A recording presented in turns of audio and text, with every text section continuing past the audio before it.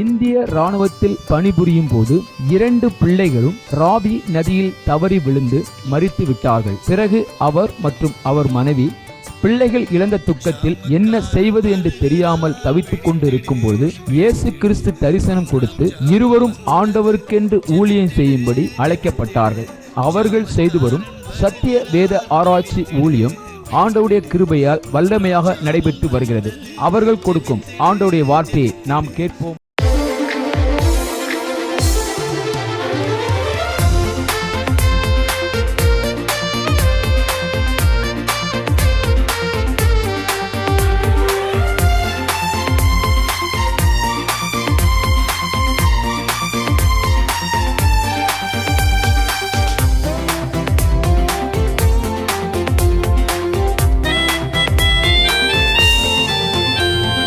நன்றி நன்றி நன்றி இயேசு நன்மைகள் செய்தார். நன்றி நன்றி நன்றி நன்றி இயேசு நன்மைகள் செய்தார். நன்றி ஆபத்திலும் விபத்திலும் நித்தம் காத்தாரே. நன்றி ஆபத்திலும் விபத்திலும் நித்தம் காத்தாரே. நன்றி அழைத்தவர் உண்மையுள்ளவர், தேவன் அன்பாய் இருக்கிறார். அழைத்தவர் உண்மையுள்ளவர், தேவன் அன்பாய் இருக்கிறார். நன்றி நன்றி நன்றி இயேசு நன்மைகள் செய்தார். நன்றி நன்றி நன்றி நன்றி இயேசு நன்மைகள் செய்தார். நன்றி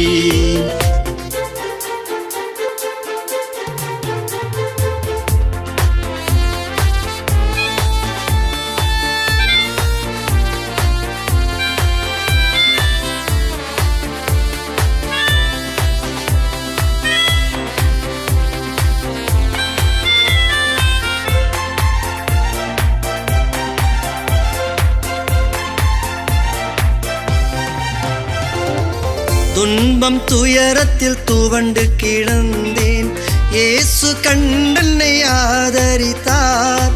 துன்பம் துயரத்தில் துவண்டு கிடந்தேன், இயேசு கண்டென்னை ஆதரித்தார்.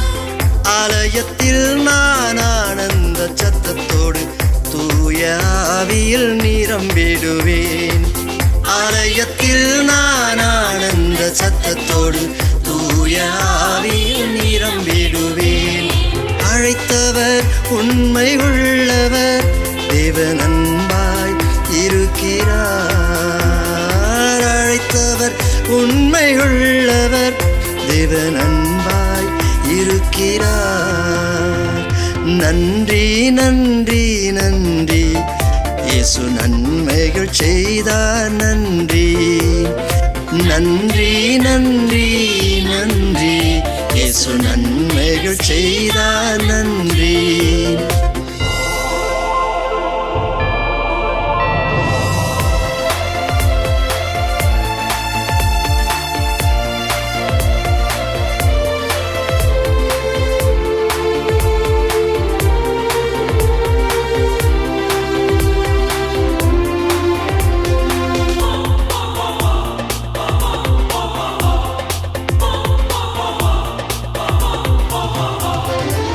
சத்தியத்தை நான் கேட்டதினால் விடுதலை வாழ்வில் அடைந்தேனே. சத்தியத்தை நான் கேட்டதினால் விடுதலை வாழ்வில் அடைந்தேனே. சாத்தானை கர்த்தர் மிதித்ததினாலே சங்கடம் இனி இல்லை, துதித்திடுவேன். சாத்தானை கர்த்தர் மிதித்ததினாலே சாட்சியாய் நானும் வாழ்ந்திடுவேன். அழைத்தவர் உண்மை உள்ளவர், தேவன் அன்பாய் இருக்கிறார். அழைத்தவர் உண்மை உள்ளவர், தேவன் அன்பாய் இருக்கிறார். நன்றி நன்றி நன்றி இயேசு நன்மைகள் செய்தார். நன்றி நன்றி நன்றி நன்றி. இயேசு நன்மைகள் செய்தார் நன்றி. ஆபத்திலும் விபத்திலும் நித்தம் காத்தாரே நன்றி. ஆபத்திலும் விபத்திலும் நித்தம் காத்தாரே நன்றி. அழைத்தவர் உண்மையுள்ளவர், தேவன் அன்பாய் இருக்கிறார். அழைத்தவர் உண்மையுள்ளவர், தேவன் அன்பாய் இருக்கிறார். நன்றி நன்றி நன்றி, இயேசு நன்மைகள் செய்தார் நன்றி. நன்றி நன்றி நன்றி, இயேசு நன்மைகள் செய்தார் நன்றி.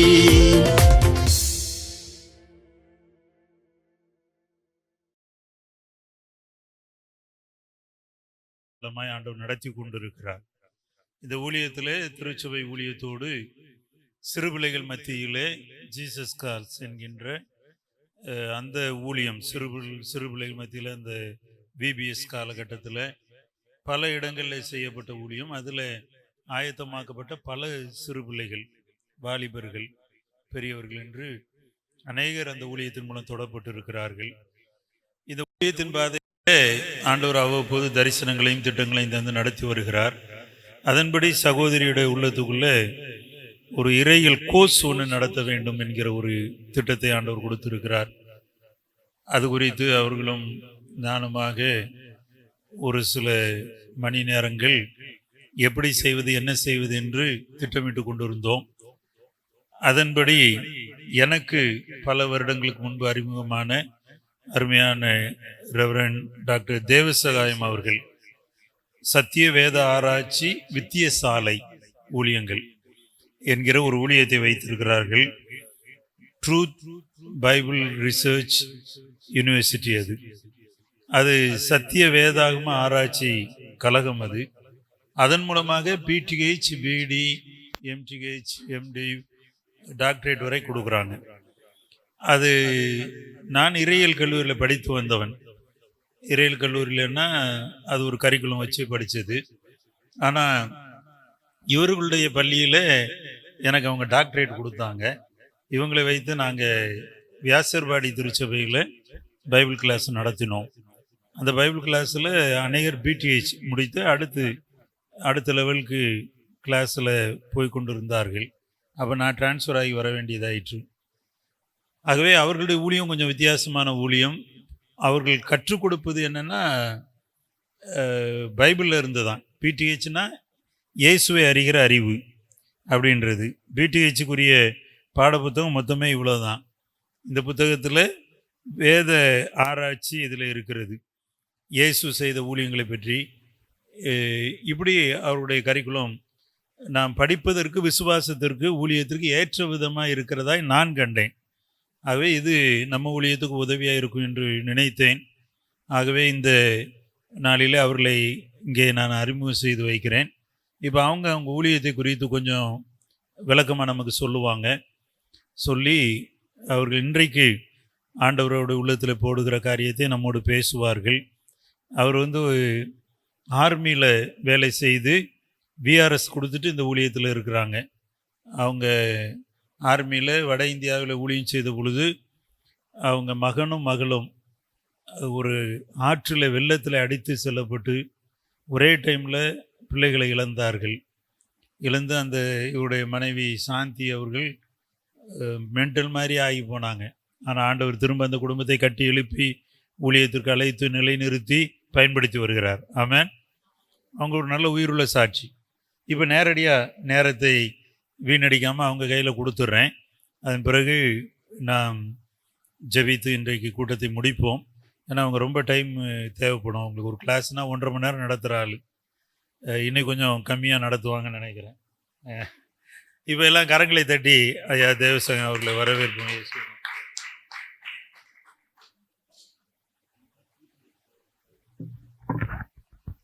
அல்லேலூயா.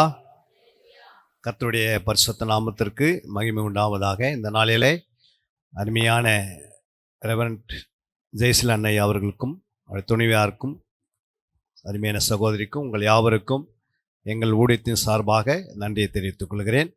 கர்த்தர் உங்களை ஆசீர்வதிப்பாராக. இந்த நாளில் கூட நாம் பிடிஹெச், அதாவது பேச்சுலர் ஆஃப் தியாலஜி, இயேசுவை அறிகிற அறிவு. யார் அறியணும்?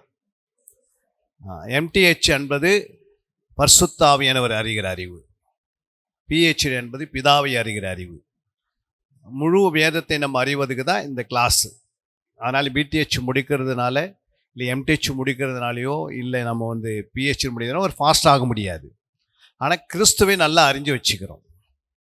எந்த அளவுக்கு கிறிஸ்துவை நம்ம அறிகிறோமோ அந்த அளவுக்கு நமக்கு மற்றவங்களுக்கு போய் நம்ம என்ன செய்ய முடியும்? நம்ம சாட்சியாக வாழ முடியும், மற்றவங்களை ஆத்ம ஆதாயம் செய்ய முடியும். புரியுங்களா? அப்போ அந்த ஆத்ம ஆதாயம் செய்யணும்னா ஃபஸ்ட்டு நம்ம இடரலாத ஒரு வாழ்க்கை வாழணும். இயேசுவை நல்லா அறிஞ்சாதான் அவரை பற்றி மற்றவர்கள் சொல்ல முடியும். இயேசுவை நம்ம அறிகிற அறிவு வந்தால் தான் நம்ம சாட்சியாக வாழ முடியும். இயேசுவை அறிகிற அறிவு வந்தால் தான் நமக்கு பரிசுத்தமாக ஜீவிக்க முடியும். இல்லை, இதெல்லாம் வந்து உங்களுக்கு 2 வருஷம் இந்த ட்ரைனிங்கு. ஒரு மாதத்துக்கு 3 மணி நேரம் தான் கிளாஸு. எத்தனை மணி நேரம்? 2 அல்லது 3 மணி நேரம். மொத்தத்தில் பார்த்தீங்கன்னா முழு பிடிஹெச் கிளாஸ் வந்து 72 மணி நேரம் தான் நடக்கும். 72 24 வகுத்தீங்கன்னா எவ்வளோ ஆகுது? 72 ஹவர்ஸு 24 வகுத்தீங்கன்னா எவ்வளோ ஆகுது? 3 நாள் ஆகுது. எத்தனை நாள்? 3 நாள் தான் இந்த கிளாஸு முழுமையாக. எத்தனை நாள்? 3 நாள் தான். ஆனால் இந்த 3 நாள் இந்த கிளாஸை நம்ம 2 வருஷம் ஏன் நடத்துகிறேன்னா, உங்களுக்கு ஹோம் ஒர்க்குன்னு ஒன்று கொடுக்கப்படும். அந்த ஹோம் ஒர்க்கு நீங்கள் எடுக்கணும். நீங்களே வேதத்தில் எந்த புத்தகத்தெல்லாம் பார்த்துலாம் எடுக்க முடியாது. ஒவ்வொரு அதிகாரங்களிலும் இயேசு எப்படி வெளிப்படுகிறார், புரியுங்களா? இப்போ இயேசுவை நீங்கள் அறிவதுக்கு தான் இந்த கிளாஸு, புரியுங்களா? சுவிசேஷத்தை நீங்கள் அறிவிக்கணும்னா நீங்கள் பிடி கிளாஸ் பண்ணணும். என்ன பண்ணணும்? சுவிசேஷம் அறிவிக்கணும் அப்படின்னா பிடி கிளாஸ் பண்ணணும், புரியுங்களா? யாருக்காவது நீங்கள் போய் போதிக்கணும், டீச்சிங் பண்ணணும் அப்படின்னா பிஎட் பண்ணணும். என்ன பண்ணணும்? பைபிள் எஜுகேஷன், புரியுங்களா? போதிக்கிறதுக்கு பிஎட் பண்ணணும், சுவிசேஷம் அறிவிப்பதுக்கு பிடி பண்ணணும், இயேசுவை அறிகிற அறிவுக்கு பிடிஹெச் பண்ணணும். இது மாதிரி ஒவ்வொன்றுக்கும் அப்படி தான் இருக்கும். 9 கிளாஸ் இது. இப்போ நீங்கள் வந்து பிடிஹெச் படிக்கிறதுக்கு போகிறேன்னா உங்களுக்கு மத்தேயு மார்க் லூக்கா யோவான் 89 அதிகாரம். எத்தனை அதிகாரம்? மத்தேயு மார்க் லூக்கா யோவான்ல 89 அதிகாரம். அதுதான் புக்காக கொண்டு வந்திருக்கிறோம். இதெல்லாம் சங்கீதத்தில் 150 சங்கீதம் எடுக்கணும், புரியுங்களா? இதில் இயேசுவே நம்ம அறியணும்னா எப்படி அறிய முடியும், புரியுங்களா? இயேசுவை அறியணும். படையேற்பாடு போய் நம்ம தேடணும். நியாயப்பிரமாண புத்தகத்தில், தீர்க்கதரிசனுடைய ஆகமங்களில், சங்கீதங்களில் போய் இயேசு கண்டுபிடிக்கணும். ஒரு வசனத்தை நாம் வாசிக்கலாம். லூக்கா 24 அதிகாரம். லூக்கா 24:44. அவர்களை நோக்கி, மோசே நியாயப்பிரமாணத்திலும் தீர்க்கதரிசனுடைய ஆகமங்களிலும் சங்கீதங்களிலும் என்னை குறித்து எழுதுவைகள் எல்லாம் நிறைவேற வேண்டும் என்று நான் உங்களோடு இருந்தபோது உங்களுக்கு சொல்லிக்கொண்ட விசேஷங்கள் இவைகளே. இப்போ இங்கே என்ன சொல்கிறார் ஆண்டவரே? அப்போ இந்த இடத்துல இயேசு என்ன சொல்கிறாரு? சீசர்களை பார்த்து சொல்லுங்க. சீசர்கிட்ட சொல்கிறாரு. என்னன்னு சொல்கிறாரு? வாசிங்க அந்த வசனத்தை மறுபடியும். அவர்களை நோக்கி, யாரை நோக்கி? இந்த சீசர்களை நோக்கி. மோசேயின் நியாயப்பிரமாணங்களிலும். அப்போ மோசே நியாயப்பிரமாணம் என்ன? மோசேயுடைய நியாயப்பிரமாணம் என்ன? நம்ம சொல்லுங்க. 5 ஆகமங்கள். ஆதியாகம், யாத்திராகம், லேவியராகம், என்னாகும், உபாகம். இதுதான் மோசேவின் நியாயப்பிரமாணம், புரியுங்களா? அப்போ மோசேவனுடைய நியாயப்பிரமாணங்களிலும் தீர்க்க தரிசனங்களின் ஆகமங்களிலும். தீர்க்க தரிசன ஆகமனம் என்ன? இயேசுவா புஸ்தகத்திலிருந்து மல்கியா புஸ்தகம் வரைக்கும். சங்கீதத்தை விட்டுட்டு இயேசுவாலேருந்து எது வரைக்கும்? மல்கியா வரைக்கும் எல்லாம் தீர்க்க தரிசன ஆகமங்கள் தான். அடுத்தது சங்கீதங்களிலும் என்னை குறித்து எழுதியிருக்கிற. அப்ப என்ன சொல்றார் ஆண்டவரே? என்னை குறித்து எழுதியிருக்கிறேன்றாரு. எங்க எழுதியிருக்குதா? ஆதியாகம், அதாவது நியாயப்பிரமாண புத்தகத்துல, தீர்க்க தரிசனங்களில, அதுக்கு பிறகு சங்கீதங்களில, 3 புத்தகத்திலையும் என்னை குறித்து எழுதியிருக்கு. அப்போ இயேசு குறித்து எங்க எழுதியிருக்குதுன்னு சொல்லி நாம் ஒரு வசனத்தை பார்க்கலாம், புரியுங்களா? ஒரு அதிகாரத்தை எடுத்துங்க. சங்கீதம் 3ஆம் அதிகாரம். சங்கீதம் 3.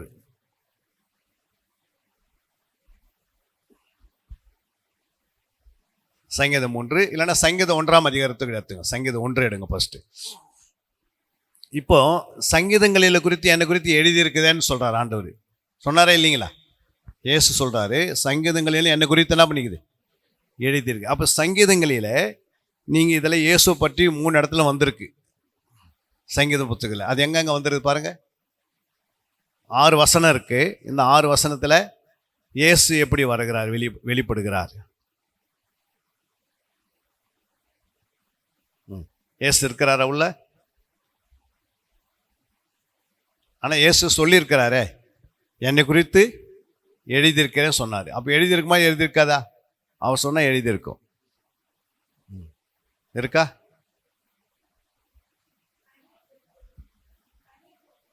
கனியை குறித்தா எங்க? இப்போ பாருங்க, எந்த அதிகாரம் நீ எடுத்தாலும் அந்த அதிகாரத்தை திருத்தம்னு ஒன்று இருக்கும். என்ன இருக்கும்? 3 இடத்துல ஒரே வார்த்தை 3 இடத்துல எழுதப்பட்டிருக்கும். புரியுங்களா?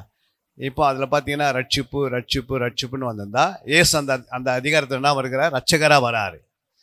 சில அதிகாரத்தில் இயேசு அடைக்கலம் அடைக்கலம் அடைக்கலம் வந்திருக்கிறாரு 3 முறை. அப்போ எந்த ஒரு காரியத்துக்கு எத்தனை சாட்சி வேணும்? எந்த ஒரு காரியத்துக்கு எத்தனை சாட்சி? 2 அல்லது 3 சாட்சி. புரியுங்களா? அப்போது இயேசு ஒவ்வொரு அதிகாரங்களையும் கீவேர்டாக வந்திருப்பார், மைய வார்த்தையாக. புரியுங்களா? இப்போ நீங்கள் அதை தேடி கண்டுபிடிக்கணும். அப்போ எந்த ஒரு அதிகாரத்தை வாசிக்கிறதுக்கு முன்னாடி நீங்கள் முதலாவது அந்த அதிகாரத்தை மேலே கை வச்சு ஒரு சின்ன ஜெபம் பண்ணணும். ஆண்டவரே, இந்த புத்தகத்தில் நான் உம்மை அறிய வேண்டும் அப்படின்னு சொல்லி நீங்கள் அந்த புத்தகத்தை தேடி வாசிக்கணும். ஏசாயா 34:16 வாசிங்க. அது எங்கே இருக்கட்டும்.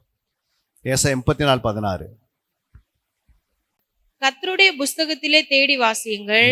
இவைகளில் ஒன்றும் குறையாது, இவைகளில் ஒன்றும் ஜோடி இல்லாதிராது. அவருடைய வாய் இதை சொல்லிச்சு, அவருடைய ஆவி அவைகளை சேர்க்கும். இங்க என்ன சொல்றார் ஆண்டவரே? கர்த்தருடைய புஸ்தகத்திலே. கர்த்தருடைய புஸ்தகத்திலே பன்மையில சொல்றாரு, ஒருமையில சொல்றாரா? புஸ்தகத்திலே என்ற வார்த்தை ஒருமை குறிக்குதா, பன்மை குறிக்குதா? பன்மை குறிக்குதுல்ல. அப்போ வேத புத்தகத்தில் எத்தனை புஸ்தகம் இருக்குது? 66 புஸ்தகம் இருக்குது. அப்போ பிதா என்ன சொல்றாருன்னா, கர்த்தருடைய புஸ்தகத்தில் என்ன பண்ணுமா?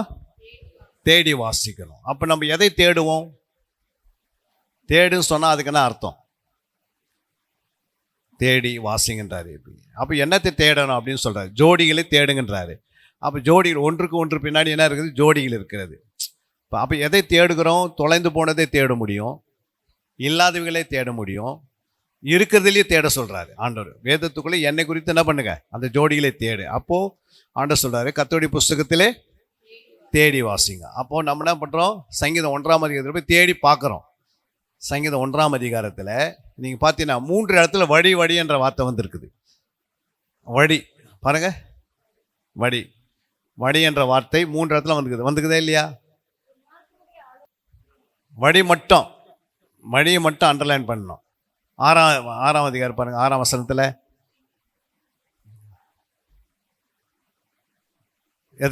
எத்தனை இடத்துல வந்திருக்கு?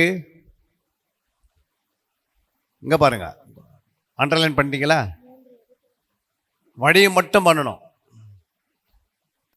வழி எத்தனை இடத்துல வருது? 3 இடத்துல வருது. இப்போ இயேசு என்ன சொல்றாருன்னா, நான் தான் வழி. என்ன சொல்றாரு? நான் தான் வழி. அப்போ 2 அல்லது 3. புரியுங்களா? இப்போ வழின்றது ஒரு சப்ஜெக்ட். இது வழி என்ன? சப்ஜெக்ட். துன்மார்க்ன்றது சப்ஜெக்டா கேரக்டரா? கேரக்டர். அப்போ நம்ம தேடுவதுன்னா மைய வார்த்தை தான் தேட போகிறோம். வார்த்தை தான் தேட போகிறோம். அது ஒரு வார்த்தை எப்படி இருக்குன்னா, வழின்றது ஒரு வார்த்தை. புரியுங்களா? அதுக்கு அடுத்தது 3 இடத்துல 3 வழி வந்திருக்கு. இயேசு என்ன சொல்றாரு? நான் தான் வழி. இந்த உலகத்தில் எத்தனை வழி இருக்கு? திருத்தவத்தில் பார்க்கும்போது எத்தனை வழி இருக்குது? எத்தனை வழி இருக்கு இந்த உலகத்தில்? நம்ம பொதுவான வழி கேட்குறேன். வழினா இந்த உலகத்தில் எத்தனை வழி இருக்குதுன்னா 3 வழி இருக்குது. 1 தேவனுடைய வழி, 2 பிசாசனுடைய வழி, 3வது மனுஷனுடைய வழி. இந்த 3 தான் எப்பவுமே வேலை செய்யும் இந்த உலகத்தில். புரியுங்க? அதுக்கு பிறகு நீங்கள் ஒவ்வொரு வழிக்கு முன்னாடி எத்தனை வழி போட்டுக்கன்னா கணக்கு கிடையாது. ஆனால் இந்த உலகத்தில் எத்தனை வழி இருக்குது? 3 வழி இருக்குது. அதில் இங்கே இயேசு என்ன சொல்கிறாரு? நான் தான் வழின்றாரு. இப்போ சங்கீதத்தில் நீங்கள் பாருங்கள், 119ஆம் சங்கீதம் எடுத்து பாருங்கள். 119ஆம் சங்கீதம் 119ல் 3 இடத்துல தான் ஒரு வார்த்தை வந்திருக்குது. ஒரே வார்த்தை. அந்த வார்த்தை வந்து 4, 5 வரல. அது என்ன வார்த்தை? 119 சங்கீதத்தில் எத்தனை வசனம் இருக்கு? எத்தனை வசனமாக இருக்கு? வசனம் 176 இருக்கு. இதில் நீங்கள் பார்த்தீங்கன்னா 3 இடத்துல தான் சத்தியன்ற வார்த்தை வந்திருக்கும். எத்தனை வந்திருக்கோம்? 176 வசனத்தில் சத்தியன்ற வார்த்தை எத்தனை இடத்துல வந்திருக்கும் பாருங்க. எங்கெங்க வந்திருக்குது? 42ஆம் வசனத்தை எடுத்து பாருங்க. அப்பொழுது என்னை நிந்திக்கிறவனுக்கு உத்தரவு சொல்லுவேன், உம்முடைய வசனத்தை நம்பியிருக்கிறேன். 42. சத்திய வசனம் முற்றிலும் என் வாயை நின்று நீங்க விடாதையும். இங்க சத்திய வசனம் இருக்கா இல்லையா? சத்திய வசனம் எந்த வசனம்? அது எந்த அதிகாரம்? எந்த 45ல் வந்துக்குதா? அது அப்புறம் எங்க வந்திருக்கு?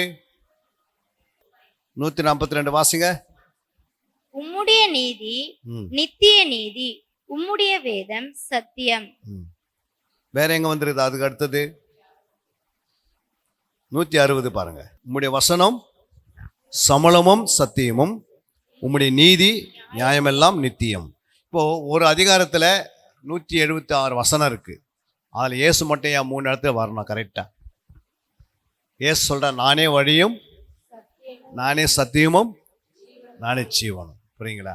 இப்போ ஆண்டுடைய வழினா என்ன? அவர் சொல்ற நான் தான் வழி. வழினா என்ன? இப்போ அவர் வழி எப்படி கண்டுபிடிக்க முடியும்?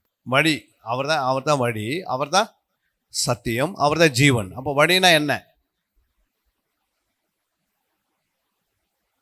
அவருடைய வழியை நீங்க எங்க பார்க்க முடியும்?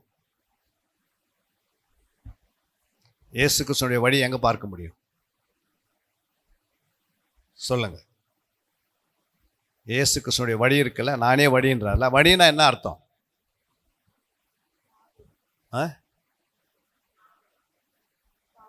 அத பாதை தான். பாதைன்னா இப்போ அவர் எங்க ரோடு போட்டிருக்கிறாரு, அவருடைய வழியை எப்படி கண்டுபிடிக்க முடியும்? நானே வழின்றாரு. நீங்கள் யாராவது நம்மள புறஜாதி மக்கள் கேட்குறாங்க, இயேசு தான் வழின்னு நீங்கள் நம்ம சொன்னோம்னா, அதை வழினா எப்படி அவருக்கு சொல்லுவீங்க நீங்கள் எடுத்து?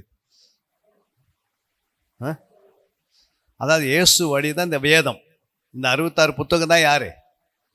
இயேசு வழி காட்டுது. நம்ம பரலோகம் போகிறதுக்கு இந்த புத்தகத்துக்குள்ளே தான் இருக்குது வழி. அப்போ அவருடைய வழியை நம்ம அறியணும் ஃபஸ்ட்டு. புரியுங்களா? அவருடைய வழியை அறியும் போது தான் என்ன கிடைக்குது? சத்தியம் கிடைக்குது நமக்கு. சத்தியத்தை நம்ம அறியும் போது நம்மளை விடுதலாக்கி நித்திய ஜீவனுக்குள்ளே போயிடுறோம். அப்போ இந்த முழு வேதம் யாரை குறித்து பேசுதுன்னா இயேசு குறித்து பேசுது. நான் தான் வழி அப்படின்னு. புரியுங்களா? இப்போ நம்ம சங்கீதம் 1ஆம் அதிகாரத்துக்கு வந்து பாருங்க. அங்கே என்ன சொல்கிறார் ஆண்டவர்? சங்கீதம் 1ல் நான் தான் வழின்றாரு. இப்போ அந்த வழியை நீங்கள் நோட் பண்ணுறீங்க. புரியுங்களா? இப்போ வந்து இந்த வழியை இனி காலையில் எழுந்து ஒரு அதிகாரத்தை எடுத்து நீங்கள் வாசிக்கும் போது ஆண்டவர் சொல்கிறாரு, உனக்கு வழின்னு வார்த்தை 3 இடத்துல வந்திருக்கு. அதை வச்சு எப்படி ஜெபம் பண்ணுவீங்க? வழியை வச்சு எப்படி ஜெபம் பண்ண முடியும்? வழின்ற ஒரு வார்த்தையை வச்சு ஜெபம் பண்ண சொல்கிறாங்க உங்களை. நீங்கள் எப்படி பண்ணுவீங்க ஜெபம்? இப்போ சொல்கிறாங்களே இந்தியா அப்படின்னு சொல்லி ஒரு ஜெபம் பண்ணுனா நம்ம இந்திய தேசத்துக்காக ஜெபம் பண்ண போகிறோம். தமிழ்நாட்டுக்குன்னு சொல்லிட்டா தமிழ்நாட்டுக்கு ஜெபம் பண்ணா தமிழ்நாட்டுக்கு ஜெபம் பண்ணுவோம். அப்போ இயேசு சொல்லிங்க நான் வழியை பற்றி ஜெபம் பண்ணுவேன்னா எப்படி பண்ணுவோம்? நீங்கள் காலையில் எழுந்து ஒரு அதிகாரத்தை எடுத்து வாசிக்கிறீங்க சங்கீதத்தில், அதை தேடுறீங்க, அதில் ஒரு வாக்குத்தத்தம் வருது வழி. அந்த வழியை வச்சு எப்படி ஜெபம் பண்ணால் உங்களை குறித்து நீங்கள் ஜெபம் பண்ணணும். ஆண்டவரே என் வழி என்ன பண்ணுங்க, உம்முடைய வழியாக மாற்றுங்க. என் தகப்பனாருடைய வழியை உம்மை போல மாற்றுங்க. என் தேசத்தினுடைய வழி உம்மை போல மாற்றுன்னு தான் ஜெபம் பண்ண போகிறோம். அப்போ ஜெபம் எதுன்னா வசனத்தை வச்சு தான் ஜெபம் பண்ணுறோம். புரியுங்களா? அப்போது ஆண்டவரை ஃபஸ்ட்டு என்ன பண்ணுறோம்? தேடுறோம், அப்புறம் கண்டுபிடிக்கிறோம், அது பிறகு அதை வச்சு ஜெபம் பண்ணுறோம். புரியுங்களா? இதை தான் வந்து ஒவ்வொரு நாளையும் ஒரு அதிகாரத்துக்குள்ளே. இப்போ சங்கீதம் 3ஆம் அதிகாரத்துக்கு வாங்க. சங்கீதம் 3. இப்போ சங்கீதம் 3ல் இயேசு என்ன வெளிப்படுறாரு? 8 வசனம் தான் இருக்குது அங்கே. பாருங்க, 3 இடத்துல ரட்சிப்புன்ற வார்த்தை வந்திருக்குது. ஐயா கண்டுபிடிச்சிருக்காரா பாருங்க. சங்கீதம் 3ல் பாருங்க, ரட்சிப்பு எந்த வசனம் வருது? 2ஆம் வசனத்தில் ரட்சிப்பு, 7ஆம் வசனத்தில் ரட்சிப்பு, 8ஆம் வசனத்தில் ரட்சிப்பு. இது வந்து எப்படி? இயேசு கிறிஸ்து இந்த புத்தகத்தில் ரட்சகராக வெளிப்படுகிறார். இயேசு என்றால் ரட்சகர். இப்போ இயேசு ரட்சிப்பாக வந்துட்டார். அந்த ரட்சிப்பை வைத்து நம்ம என்ன செய்யணும்? ஜெபிக்கணும் இல்லை? அப்போது 3ஆம் அதிகாரத்தில் ரட்சிப்புன்ற வார்த்தை வந்துடுச்சு. இதை நீங்கள் கண்டுபிடிச்சிட்டீங்க. இதை வச்சு ஜெபம் பண்ணுறீங்க. கர்த்தர் அப்படியே நம்ம குடும்பத்தில் ரட்சிக்கப்படாதவங்களே ரட்சிக்கிறாரு. தேசத்தில் யாரை ரட்சிப்பாக நம்ம ஜெபம் பண்ணுறோமோ அவங்களையும் தேவன் ரட்சிப்பார். அவங்களுக்காக நம்ம ஜெபிக்கிறோம். அப்போ ஒவ்வொரு அதிகாரத்திலும் இயேசு என்ன பண்ணுறாரு? அவரை பற்றி எழுதி வச்சிருக்கிறார். புரியுங்களா? இப்போது ரட்சிப்பில் 3 விதமான ரட்சிப்பு இருக்குது. எத்தனை ரட்சிப்பு? என்னென்ன ரட்சிப்பு? இது வரைக்கும் நீங்கள் கேள்விப்பட்டிருப்பீங்களே, வாசிக்கலாம். அங்கே யூதா 1ஆம் அதிகாரம் 2ஆம் வசனம். யூதா 1:2 பாருங்க. யூதா 1:2 போங்க. பாருங்க. பிரியமானவர்களே, பொதுவான ரட்சிப்பு குறித்து உங்களுக்கு எழுதும்படி நான் மிகவும் கருத்துள்ளனாக இருக்கிறேன். பரிசுத்தவான்களுக்கு ஒரு விசை ஒப்பு கொடுக்கப்பட்ட விசுவாசத்திற்காக நீங்கள் தைரியமாய் போராட வேண்டும் என்று உங்களுக்கு எழுதி உணர்த்துவது எனக்கு அவசியமாக கண்டது. அப்போ இதை யார் எழுதுறாரு? இந்த புத்தகத்தை யார் எழுதுறது? யூதா எழுதுறார். யூதா யாரு? இயேசு கிறிஸ்துவின் சொந்த சகோதரன் தான் யூதா இல்லை? அப்போ அவர் என்ன எழுதுறாரு? பொதுவான ரட்சிப்பு குறித்து எழுது. பொதுவான ரட்சிப்புனா என்ன? இயேசு இந்த ரட்சிப்பை சிலுவின் வழியாக எல்லா மக்களுக்கும் என்ன பண்ணுறாரு? ஒரு யூதருக்கு மட்டும் ரட்சிப்பு இல்லை, இஸ்ரவேலுக்கு மட்டும் ரட்சிப்பு அப்படின்னு சொல்ல, உலகத்தில் எல்லா மக்களும் என்ன பண்ணோம்? ரட்சிக்கப்பட வேண்டியது தெய்வ சுத்தமாக இருக்கிறது. புரியுங்களா? அப்போ அதுக்கு பேர் என்னது? பொதுவான ரட்சிப்பு. பொதுவான ரட்சிப்பு ஒருத்தர் பெற்றுக்கொள்கிறாங்கன்னா அதுக்கு முன்னாடி அவங்கள நீங்கள் பார்த்தீங்கன்னா பாவத்தில் இருப்பாங்க. அவங்க மரித்த நரகத்துக்கு போயிடுவாங்க. அப்போ ஆண்டவர் சொல்கிறாரு, அந்த வசனத்தை வாசிக்கலாம். அங்கே எபிரேயர் 2ஆம் அதிகாரம் 4ஆம் வசனம். எபிரேயர் 2:4.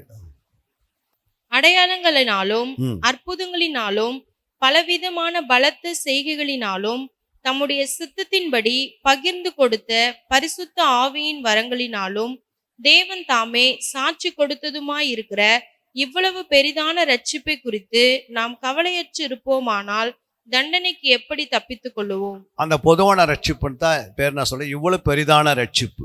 அது இவ்வளோ பெரிதான ரட்சிப்பை குறித்து நாம் எப்படி இருக்கணுமா? கவலைப்படணுமா கவலைப்படக்கூடாதா? ஏன் பண்ணணும்? இப்போ நம்ம வீட்டில் ஒருத்தர் ரட்சிக்கப்படலை, உங்கள் வீட்டுக்கார ரட்சிக்கப்படலைன்னு வச்சுக்கோ. அவங்க முன்னாடி நீங்கள் எப்பவுமே கவலைப்பட்டுன்னு இருந்தால் தான் அவங்க கேட்பாங்க, ஏன் எப்பவுமே கவலையாக இருக்கிற அப்படின்னு கேட்டால் நீங்கள் என்ன சொல்லுவீங்க? நீங்கள் என்னைக்கு ரட்சிக்கப்படுறீங்களோ, என்னைக்கு ஆலயத்துக்கு வர்றீங்களோ, அது வரைக்கும் நான் என்ன பண்ணுவேன்? கவலையாக தான் இருப்பேன். புரியுங்களா? நெகேமியா கூட கவலையாக இருந்தார், துக்கமாக இருந்தார். ராஜா கேட்குறேன், ஏன் உனக்கு துக்க முகமாக இருக்குதுன்னு கேட்குறேன். அப்போ அவர் என்ன சொல்கிறாரு? இந்த அலங்கங்கள்லாம் இடிக்கப்பட்டிருக்குது, அது குறித்து நான் கவலை இல்லைண்ணா, எனக்கு துக்கம் இல்லைண்ணா. அப்போ நான் என்ன செய்யணும்னு அவர் கேட்குறாரு. புரியுங்களா? அப்போது ரட்சிக்கப்படாத நம்ம வீட்டில் ஒருத்தர் இருந்தால் இவ்வளோ பெரிதான ரட்சிப்பு கீழே என்ன கொடுக்குறாரு? தண்டனைக்கு எப்படி தப்பித்து கொள்ள முடியுன்றாரு. தண்டனை நரக தண்டனை. இது பிசாசு என்ன பண்ணிட்டான்? ஆதாமுக்குள்ள பாவத்தை புகுத்து எல்லா ஜனங்களும் பாவத்திலே பிறந்தாங்க. அந்த எல்லா ஜனங்களும் மீட்பதற்காக இயேசு பொதுவான ரட்சிக்கப்பட வேண்டியது அவசியம். 2வது பொதுவான ரட்சிப்புன்னு சொல்கிறாரு. 3வது இவ்வளோ பெரிதான ரட்சிப்பு. அப்போ இந்த பெரிதான ரட்சிப்பு நம்ம ரட்சிக்கப்பட்டுட்டோம். நமக்கு நரகத்துலேருந்து நம்ம தண்டையிலேருந்து தப்பிச்சிட்டோம். இப்போ எத்தனையோ பேர் இன்னும் என்ன பண்ணல, அந்த தண்டையில் தப்பிக்க வேணும்னா அவங்களுக்கு முன்னாடி நம்ம எப்படி இருக்கணும்? கவலைப்படணும். அப்போது தேசத்தில் ரட்சிக்கப்படாத மக்களுக்கும் கவலைப்பட்டு ஜெபிக்கணும். புரியுங்களா? அப்போ எல்லா ஜனங்களும் ரட்சிக்கப்பட வேண்டியது அவசியம். அப்போ இவ்வளோ பெரிதான தண்டனை அப்படின்னா பிசாசு என்ன பண்ணியிருக்கிறான்? ரட்சிக்கப்படாத கொண்டு போய் அவனுக்கு அந்த நரகத்தில் தண்டனை கொடுக்குறான். அந்த தண்டனையிலேருந்து தப்பிப்பதற்கு இயேசு வந்துட்டார். இப்போ இன்னொரு வசந்த வாசிலாம் 1 தீமோத்தேயு 2:4. 1 தீமோத்தேயு 2:4 பாருங்க. எல்லா மனுஷனும் ரட்சிக்கப்படவும் சத்தியத்தை அறிகிற அறிவை அடையவும் அவர் சித்தமுள்ளவராக இருக்கிறார். அப்படின்னா அர்த்தம், எல்லா மனுஷனும் என்ன பண்ணணும்? ரட்சிக்கப்படணும். அப்போ ரட்சிக்கப்படலாம் என்ன அறியணும்? எல்லா மனுஷன் ரட்சிக்கப்படணும். ரட்சிக்கப்பட்டவங்க என்ன அறியணும்? சத்தியத்தை அறியணும். அப்போ சத்தியத்தை அறிகிற அறிவை அடையவும் அவர் என்னவா இருக்கிறார்? பிதாவின் சித்தம் என்னன்னா ரட்சிக்கப்பட்டு சபையில் கொண்டு வரோம். ஒரு ஸ்கூலுக்கு போகிறீங்க, உங்கள் பிள்ளைங்களை கொண்டு போகிறீங்க, அவங்கள கொண்டு போய் எது வரைக்கும் உட்கார வைக்கிறீங்க? எது வரைக்கும் கொண்டு போய் விடுறீங்க? ஸ்கூலுடைய வாசலில் கொண்டு போய் விட்டு வரோம். அது பிறகு அந்த குழந்தை உள்ளே போய் அதுவே தானே என்ன பண்ணுது, டீச்சருக்கு முன்னாடி படிக்குது. அதே போல் ஆண்டவர் கூட நம்மளை ரட்சிப்பின் வழியாக நடத்தி கொண்டு வந்து எங்கே விட்டு போகிறாரு, தேவனுடைய ஆலயத்தில் விட்டுட்டு போகிறாரு. அப்போ இந்த ஆலயம் என்ன வேலை செய்யுது, ஒரு மனுஷனை பொதுவான ரட்சிப்பு பெற்று உள்ளே வரும்போது, அதான் ஆண்டவர் சொல்கிறாரு 2ஆம் அதிகாரம் 47ஆம் வசனம், அப்போஸ்தலர் 2:47. தேவனை துதித்து ஜனங்கள் எல்லாரிடத்திலும் தயவு பெற்றிருந்தார்கள். ரட்சிக்கப்படுகிறவர்களை கர்த்தர் அனுதினமும் சபையிலே சேர்த்து கொண்டு பாருங்க, ரட்சிக்கப்படுகிறவர்களை கர்த்தர் என்ன செய்கிறாரு. அப்போ நம்ம சுவிசேஷத்தை அறிவிக்கிறோம், எங்கேயும் ரட்சிக்கப்படுறாங்க. கர்த்தர் அனுதினம் கொண்டு போய் எங்கே அவங்க சேர்க்குறாரு, சபையில் சேர்த்தாரு. அப்போ சபையில் சேர்த்துருக்கு அவங்க என்னோட வேலை என்ன, ரட்சிக்கப்பட்ட சபையில் கொண்டு சேர்த்தா என்ன வேலை இருக்கு, சத்தியத்தை அறியணும். புரியுங்களா? இப்போ சத்தியனா என்ன, நம்ம வேத வசனம். சத்தியம் வேற என்ன, சத்தியனா என்ன, சத்தியம். இப்போ பிசாசு கிட்ட சத்தியம் இருக்கா இல்லையா, பிசாசு கிட்ட சத்தியம் இருக்கா இல்லையா, இருக்கு. பிசாசு கிட்ட சத்தியம் இருக்கா இல்லையா, இருக்கு. பிசாசு கிட்ட சத்தியம் இருக்கா இல்லையா, எப்படி சொல்றீங்க, அவர் கரெக்டாக சொல்லிட்டாரு. ஏன்னா அவருக்கு வசனம் கொஞ்சம் தெரிஞ்சதுனால, இப்போ உங்களுக்கு தெரியாதனால என்ன பண்ணுறீங்க, இப்போ வாசிங்க 8:44, யோவான் 8:44 வாசிங்க. நீங்கள் உங்கள் பிதாவாகிய பிசாசானவனால் உண்டானவர்கள், உங்கள் பிதாவினுடைய இச்சையின்படி செய்ய மனதாய் இருக்கிறீர்கள். அவன் ஆதி முதற்கொண்டு மனுஷ கொலைபாதகனாய் இருக்கிறான். சத்தியம் அவனிடத்தில் இல்லாதபடியால், அவனிடத்துல என்ன இல்லை, சத்தியம் இல்லை. சத்தியம் அவனிடத்தில் இல்லாதபடியினால் அவன் சத்தியத்திலே நிலைநிற்கவில்லை. அவன் பொய்யனும், பாருங்க, அவன் பொய்யனும் பொய்யுக்கு பிதாவுமாய் இருக்கிறான். அப்ப பிசாசு கிட்ட என்ன இல்லை, சத்தியம் இல்லை. அப்போ பிசாசு கிட்ட வசனம் இருக்கா, இப்ப வாசிங்க மத்தேயு 4ஆம் அதிகாரம் 10ஆம் வசனம், 9-10 வாசிங்க, 4-8 வாசிங்க. பாருங்க, மறுபடியும் பிசாசு அவரை மிகவும் உயர்ந்த மலையின் மேல் கொண்டு போய் உலகத்தின் சகல ராஜ்யங்களையும் அவைகளின் மகிமையையும் அவர் காண்பித்து சாஷ்டமா விழுந்து பணிந்து கொண்டால் இவைகளெல்லாம் உங்களுக்கு தருவேன் என்று சொன்னான். அப்போ இந்த வசனம் எங்கிருந்து எடுத்து அவன் என்ன பண்றான், பேசுறான். பிசாசு கிட்ட வசனம் இருக்குதா இல்லையா, இருக்குது. அப்போ வசனத்துக்கு சத்தியத்துக்கு என்ன வித்தியாசம்னு கேட்குறேன். பிசாசு கிட்ட வசனம் இருக்கு, சத்தியம் இல்லை. இயேசுகிட்ட வசனம் இருக்குது, சத்தியம் இருக்குது. அப்போ சத்தியம்னா என்ன, நம்ம சத்தியம்னா என்ன, சத்தியம். ஏன் சொன்னா, நானே வழி சத்தியம் ஜீவனமா இருக்கிறேன். 1 தீமோத்தேயு 2:4 வாசித்தோம், எல்லா மனுஷரும் ரட்சிக்கப்படணும், சத்தியத்தை அறிகிற அறிவை அடையணும், பிதா சித்தமா இருக்கிறார். அப்ப சத்தியத்தை நம்ம அறியணும்னா, சத்தியனா என்ன, சத்தியனா கனி. என்னது கனினா என்ன, அன்பு. அன்புனா என்ன, இயேசு. இயேசுதான் அன்பு. இந்த உலகத்தில் யார் அன்பு முதல் காட்டினது, இயேசு காட்டினாரு. அப்போ இந்த விதை வசனம் தான் விதை, சத்தியம் தான் கனி. வாசிக்கலாம் 8:11, லூக்கா 8:11, லூக்கா 8:11. அந்த உவமையின் கருத்தாவது, விதை தேவனுடைய வசனம். அப்போ விதை தேவனுடைய வசனம். புரியுங்களா? வேதத்துல ஆதியாகத்திலிருந்து வெளிப்படுத்துங்க என்ன இருக்குது, தேவனுடைய வசனம் இருக்குது. இந்த வசனம் சத்தியமா மாத்தணும். எப்படி மாத்துவீங்க, உங்கள்கிட்ட ஒரு விதை கொடுத்துட்டோம், ஆப்பிள் விதை கொடுத்துட்டோம். ஆப்பிள் விதை கையில் இருக்கு, ஆனா ஆப்பிள் எப்போ பார்க்க முடியும்,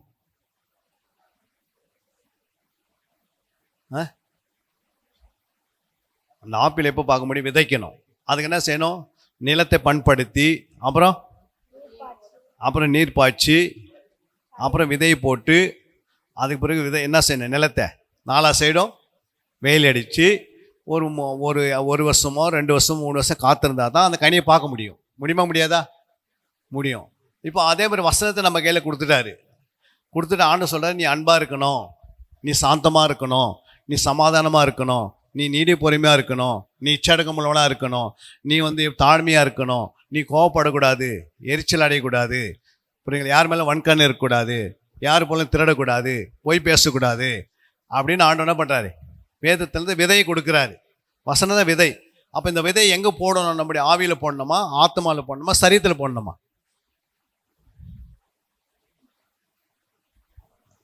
வசனத்தை எடுத்து நம்முடைய மூணு மனுஷன் இருக்கிறான் நமக்குள்ள. எத்தனை மனுஷன்? ஒரு ஆவியின் மனுஷன், புரியுங்களா? ரெண்டாவது ஆத்மா மனுஷன், மூன்றாவது சரீர மனுஷன். இப்போ இந்த எதில் விதையை போட்டால் முளைத்தி எழும்போம்? நம்ம இருதயத்தில் தான் போடணும். அதுதான் ஆத்மா. ஆத்மான்ற ஒரு மனுஷன் உள்ளே இருக்கிறான்னு இல்லையா? அந்த மனுஷனுக்கு என்னன்னா, அவன் பாவத்தில் செத்து கிடக்கிறான். ஆனால் சொன்னார், பாவத்துக்கு நீங்கள் மரித்து நீதிக்கு படிக்கணும். 1 பேதுரு 2:24 வாசிக்கிறோம். அப்போ நீதி தான் கனியாக உருவாக்குது. அப்போ பாவம் நமக்குள்ள மறிக்கணும், புரியுங்களா? நம்ம உயிரோடு இருக்கிறோம், ஆனால் பாவம் என்ன பண்ணுது? அடிக்கடி எட்டி பார்க்குது, புரியுங்களா? சில பாவம், சில கோபம்ன்றது ஒரு பாவம், அவிசுவாசன்றது ஒரு கோபம், ஒரு பாவம், அற்ப விசுவாசன்றது ஒரு பாவம், புரியுங்களா? சந்தேகன்றது ஒரு பாவம், புரியுங்களா? பொய் பேசுறது ஒரு பாவம். இதெல்லாம் இருக்குது. இதெல்லாம் அழிக்கப்பட்டால் தான் என்ன பண்ண முடியும்? நமக்குள்ள கனியை பார்க்க முடியும். அப்போ உள்ளே இருக்கிற இருதயத்தை ஃபஸ்ட்டு என்ன செய்யணும்? ஃபஸ்ட்டு பரிசுத்தப்படுத்தணும், ஃபஸ்ட்டு பண்படுத்தணும். எந்த நிலத்தை என்ன செய்யணும்? கல் முள்ளெல்லாம் எடுத்து போட்டுடணும். அப்போ உள்ளே நமக்குள்ள பண்படுத்தணும். ஃபஸ்ட்டு நம்ம எப்படி பண்படுத்துகிறோம்? ஃபஸ்ட்டு பண்படுத்தணும். எப்படி பண்படுத்தணும்? ஒரு நிலத்தை பண்படுத்துக்கு ஏர் உழணும், அப்புறம் அதை கரெக்டாக பெரம்படித்து சம நிலம் பண்ணுவாங்க. ஆனால் ஒரு இருதயத்தை எப்படி பண்படுத்துறது? இருதயத்தை எப்படி பண்படுத்துறது சொல்லுங்க. 1 யோவான் 1:7. 1 யோவான் 1:7. அவர் ஒளியாய் இருக்கிறது போல நாமும் ஒளியிலே நடந்தால் ஒருவரோடுவர் ஐக்கியப்பட்டிருப்போம். அவருடைய குமாரனாகிய இயேசு கிறிஸ்துவின் இரத்தம் சகல பாவங்களையும் நீக்கி நம்மை சுத்திகரிக்கும். பாருங்க, அங்க என்ன சொல்றார் ஆண்டவரே? அவர் ஒளியிலே இருக்கிறது போல நாமும் ஒளியிலே நடந்தால்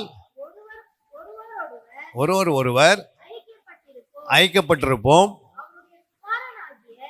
குமாரனாகிய இயேசு கிறிஸ்து ரத்தம் சகல பாவங்களையும் நீக்கி சுத்திகரிக்கும். அப்போ முதலாவது நம்முடைய ரத்தத்தில் இருக்கிற பாவத்தை எடுக்கணும்னா அவருடைய ரத்தத்தை என்ன செய்யணும்? சொல்லி அறிக்கை செய்யணும். ஆண்டவரே, உங்களுடைய ரத்தத்தினால என் பாவத்தை என்ன செய்யுங்க? சுத்திகரிங்க. அப்போ சுத்திகரிப்பு ஒரு நாள் சுத்திகரித்தா போதுமா? ஞானஸ்தானம் எடுக்கும்போது சுத்திகரித்து போதுமா? இல்லை வாரத்துக்கு ஒரு நாள் எடுக்கலாமா? இல்லை வருஷத்துக்கு ஒரு நாள் எடுக்கலாமா? டெய்லி எதுக்கு எடுக்கணும்? தினந்தோறும் ஏன் எடுக்கணும்? காரணம், இப்போ நேற்று சுத்திகரிச்சேன், அது பிறகு ஒரு மாதம் 10 சுத்திகரிச்சா எப்படி இருக்கும்? ஏன் அனுதினம் சுத்திகரிக்கணும்? அதுக்கு என்ன காரணம்? நம்ம அனுதினம் இப்போ நம்ம நம்முடைய ட்ரெஸ்ஸு போட்டிருக்கிறோம். இது இன்னைக்கு போட்ட ட்ரெஸ்ஸு எப்போ துவைப்போம்? இது வரும் அடுத்த 2 முறை, ஒரு முறை போட்டால் அழுக்காயிடும். அது பிறகு நம்ம என்ன பண்ண போகிறோம்? துவைப்போம். ஏன் அழுக்கு வந்த சட்டையில் நம்ம உடையில ஏன் அழுக்கு வருது? தூசுன்னு ஒன்று இருந்தால் என்ன பண்ணோம்? அது தானே நீ சொல்லாதே மேலே படும். அதே போல் ஆண்டவர் என்ன சொல்கிறாரு? நம்ம கண்ணின் வழியாகவோ, காதின் வழியாகவோ, இல்லை வாயின் வார்த்தையாகவோ, இறுதி சிந்தனை மூலமாக, எண்ணங்கள் மூலமாக, நினைவுகள் மூலமாக, யோசனை மூலமாக, கிரியின் மூலமாக, நடத்தின் மூலமாக, செயல் மூலமாக நமக்குள்ள என்ன பண்ண பாவம் எட்டி பார்க்கும். வருதா இல்லையா? ஒரு வார்த்தை நீ ஒரு சினிமா பாடல் போட்டு காட்டுறாங்கன்னா நம்ம கேட்குறோம். அது இன்னொரு பாடல் போட்டாலும் கேட்குறோம். நம்ம போனால் நடந்து தான் போயின்னுக்கிறோம். ஆனால் அது காதில் விழுமா விடாதா?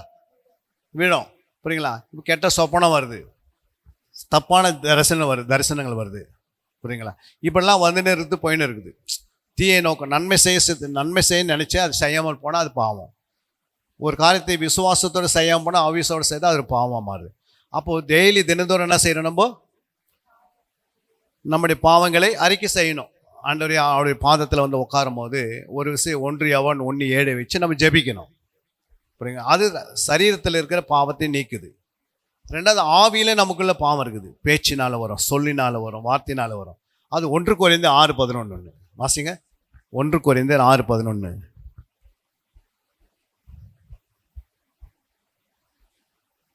1 கொரிந்தியர் 6:11. இருந்தீர்கள், ஆயினும் கர்த்தராகிய இயேசு நாமத்தினாலும் கழுவப்பட்டீர்கள், பரிசுத்தமாக்கப்பட்டீர்கள். இப்போ இங்கே என்ன சொல்கிறார் ஆண்டவர்? உங்களில் சிலர் இப்படிப்பட்டவர்களாக இருந்தீர்கள், ஆயினும் கர்த்தராகிய இயேசு நாமத்தினாலும் தேவனுடைய ஆவினாலும் என்ன பண்ணணும்? நம்ம கழுவப்பட்டீர்கள், பரிசுத்தமாக்கப்பட்டீர்கள், நீதிமானாக்கப்பட்டீர்கள். அப்போ தினந்தோறும் என்ன செய்யணும்?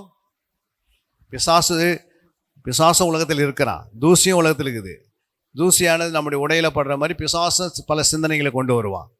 அப்போ அனுதினம் என்ன பண்ணுறோம்? அவருடைய ஆவினால அவருடைய நாமத்தில் என்ன செய்யணும்? நம்மை கழுவிக்கொள்ளணும். புரியுங்களா? இந்த வசனம் சொல்றதுக்கு எவ்வளோ நேரம் ஆகும்? நமக்கு ஒரு வசனம் சொல்வதற்கு ஒரு 30 செகண்டு. அப்போது காலையில் எழுந்து முதலாவது நம்ம என்ன பண்ணிக்கணும்? பண்படுத்தணும் நம்முடைய இருதயத்தை. மூன்றாவது, நம்முடைய இருதயத்தை எப்படி சுத்தம் பண்ணுறது? இது ஆவியில் வருகிற பாவத்தை கழுவுறோம். இருதயத்திலையும் சில பாவம் வருது இல்லை, சிந்தனை மூலமாக, எண்ணங்கள் மூலம். அந்த வசனம் வாசிக்கலாம். எபிரேயர் 10:22. எபிரேயர் 10:22. ம் ம் ம் ம் பாருங்க, இங்க என்ன சொல்ற ஆண்டவரே? துர்மனசாட்சி நீங்க, தெளிக்கப்பட்ட இருதயம் உள்ளவர்களாக, சுத்த ஜலத்தால் கழுவப்பட்ட சரீரம் உள்ளவாக, உண்மையுள்ள இருதயத்தோடு விசுவாச பூரண நிச்சயத்தோடும் சேர கடுவோம். அப்போ ஆண்டவர் என்ன சொல்றாரு? நமக்குள்ள இருக்கிற அந்த துர்மனசாட்சி நீங்கனா தினதோறும் என்ன செய்யணும்? சுத்த ஜலத்தினால் நம்ம கழுவணும். புரியுங்களா? அப்போ சுத்த ஜலம் எது? இயேசுடைய சரீரத்தை நீங்கள் பார்த்தீங்க, சிலுவையில் தொங்கினுங்கும் போது அவர் தன் ஆவியை விட்டுறாரு. அதுக்கடுத்து என்ன விட்டார்? விழாயில் குத்தப்படும் போது என்ன வந்தது? விழாவை குத்தும் போது என்னென்ன வருது வெளியே? ஃபஸ்ட்டு என்ன வந்து? ரத்தம் வந்துச்சா, தண்ணீர் வந்துச்சா? ஃபஸ்ட்டு ரத்தம். ரெண்டாவது, அப்போ இந்த தண்ணீர் எங்கேருந்து வந்திருக்கும்? இப்போ நம்ம சரீரத்தில் தண்ணீர் எங்கன்னா தனியாக இருக்குதா? நம்ம சரீரத்தில் எங்காவது குத்தினா தண்ணி வர மாதிரி இருக்குதா? அப்படின்னு நம்மளை புறஜாதிகள் கேட்கலாம் கேள்வி. புரியுங்களா? தேவனை அறியாதே நம்மளே கேள்வி கேட்கலாம். நீங்கள் பதில் சொல்லணும்ல. தண்ணி எங்கேருந்து வந்தது? தண்ணி வந்து எங்கேருந்து வந்ததுன்னா, தண்ணி வந்து ஆத்மாலேருந்து வந்தது. ரத்தம் வந்து இதயத்திலேருந்து வெளியே வருது. ஆவி தன்னுடைய ஆவியிலேருந்து வெளியே விடுறாரு. ஆவி தன் ஆவி ஒப்பு கொடுக்கிறாரு. புரியுங்களா? இது மூன்றும் எப்படி வருது? ஆவியில் ஆவியை விட்டுறாரு, ஆத்மாவில் ஆத்மா குத்தப்படுகிறது, சரீரத்தில் இதயம் குத்தப்பட்டு ரத்தம் வெளியே வருது. புரியுங்களா? அப்போது ஆவி, ரத்தம், ஜலம், இந்த மூணை பார்த்தோம். இப்போ நம்ம 1 ரத்தம், 1 கொரிந்தியர் 6:11 ஆவி, எபிரேயர் 10:22 ஜலம். இது மூணுலாம் நம்முடைய ஆவி ஆத்மா கழுவுறோம். அது 1 யோவான் 5:8 வாசிங்க. 1 யோவான் 5:8. ம் ம்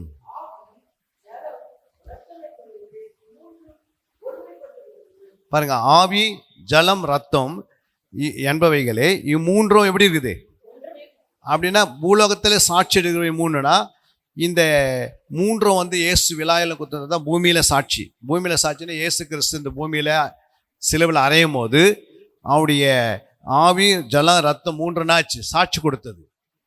புரியுங்களா? இயேசு யாருன்னு 3 பேர் வந்து சாட்சி கொடுக்குறாங்க. பிலாத்து கொடுக்குறாரு, குற்றமுள்ள யூதாஸ் தராரு, குற்றமுள்ள ரத்தத்தை நான் காட்டி கொடுத்தேன்னு சாட்சி கொடுக்குறாரு. 100 அதிபதியும் சொல்கிறாரு.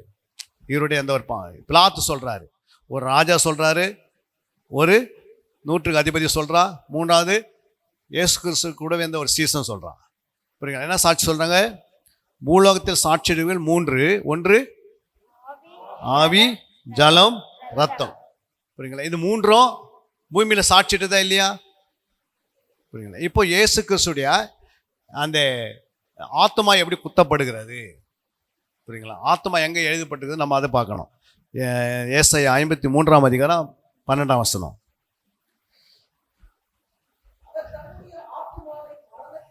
பாருங்க, என்ன செய்யறார் ஆண்டவர்? ஆத்மாவை மரணத்தில் என்ன பண்றாரு? ஊற்றுகிறார். எதுக்கு? அடுத்தது எண்ணப்பட்டு பாருங்க, அநேகருடைய பாவம் தாமே சுமந்து அக்கிரமக்காரருக்காக வேண்டிக் கொண்ட நிமித்தம் அநேகரை பங்காக கொடுப்பேன். அப்போ ஆத்துமாவை மரணத்தில் என்ன பண்ணுறாரு? ஊற்றினார். அப்போ ஆத்துமாவை தான் வந்து ஜீவ தண்ணீர் வெளியே வருது. ஆத்துமாவில் இருக்கிற ஜீவ தண்ணீர், புரியுங்களா? நமக்குள்ளேயும் ஆத்துமா இருக்குது, ஆவி இருக்கிறது, சரி இருக்குது. இந்த ஆத்துமா எதை புசிக்கும்? நமக்குள்ள ஒரு ஆத்துமா இருக்குது, அது என்ன புசிக்க போகுது? நம்ம புசிக்கும். சரீரம் வந்து சாப்பாடு புசிக்கும், புரியுங்களா? ஆவி வந்து நிறைய வார்த்தை பேசினா தேவையில்லாத வார்த்தைங்கள்லாம் பாருங்கள், ஒரு 2 மணி நேரம் 3 மணி நேரம் பேசுகிறாங்க ஆவியில். ஃபோனில் பேசுகிறீங்க பார்த்துக்கிறீங்களா? ஃபோனே சூடானாலும் அவங்க பேச்சு என்ன பண்ணுறதில்ல, ஸ்டாப் ஆகுறதில்ல. ஆவியில் அவ்வளோ வார்த்தை பேசுவாங்க, புரியுங்களா? ஆவி இருக்கிறதுனால ஆவியில் பேசினே இருக்கிறாங்க. இப்போ ஆத்மாவுக்கு என்ன கொடுத்தா அதுக்கு பசி தாகம் தீர்க்கப்படும். சரீரத்துக்கு ஆகாரம், பசியத்தை என்ன பண்ணுறோம்? நீங்கள் வீட்டுக்கு வர்றதுக்கு 2 மணி ஆகுது மத்தியானம், அம்மா சொல்கிறாங்க 1 மணிக்கு சாப்பிட்ருமா அப்படின்றாங்க. அப்போ லேட் ஆகுதுன்னா என்ன பண்ணுவோம்? வழியிலே ஹோட்டலில் சாப்பிட்டு வந்துடுவோம். ஏன்னா பசி, நம்ம சரீரத்தை நேசிக்கிறதுனால நம்ம என்ன பண்ணுறோம்? சரீரத்துக்கு சாப்பிட்றோம் இல்லை? அப்போ ஆத்மாவுக்கு என்ன சாப்பாடு? ஆத்மா என்ன? தேவனுடைய வசனம் தான். ஏன்னா வசனத்துக்குள்ளே என்ன இருக்குது? வசனத்துக்குள்ளே என்னென்ன இருக்குது அப்படின்னா, வசனம் ஆவியாக இருக்கிறது, ஜலமாக இருக்கிறது, ரத்தமாக இருக்கிறது. என்ன இருக்குது? ஆண்டோடைய வசனம். இப்போ நீங்கள் ஆப்பிள் எடுத்து பிழிஞ்சிங்கன்னா என்ன ஒரு ஆப்பிளில் ஜூஸ் வருது. இந்த ஆப்பிள் வந்து எங்கேருந்து வந்தது அப்படின்னு பார்த்தா ஒரு மரத்துலேருந்து வந்தது, புரியுங்களா? அந்த மரம் எங்கேருந்து வந்ததுன்னு கேட்டால் ஒரு விதையிலேருந்து வந்தது. அந்த விதை எங்கேருந்து வந்ததுன்னா என்ன சொல்லுவோம்? விதை எங்கேருந்து வந்தது?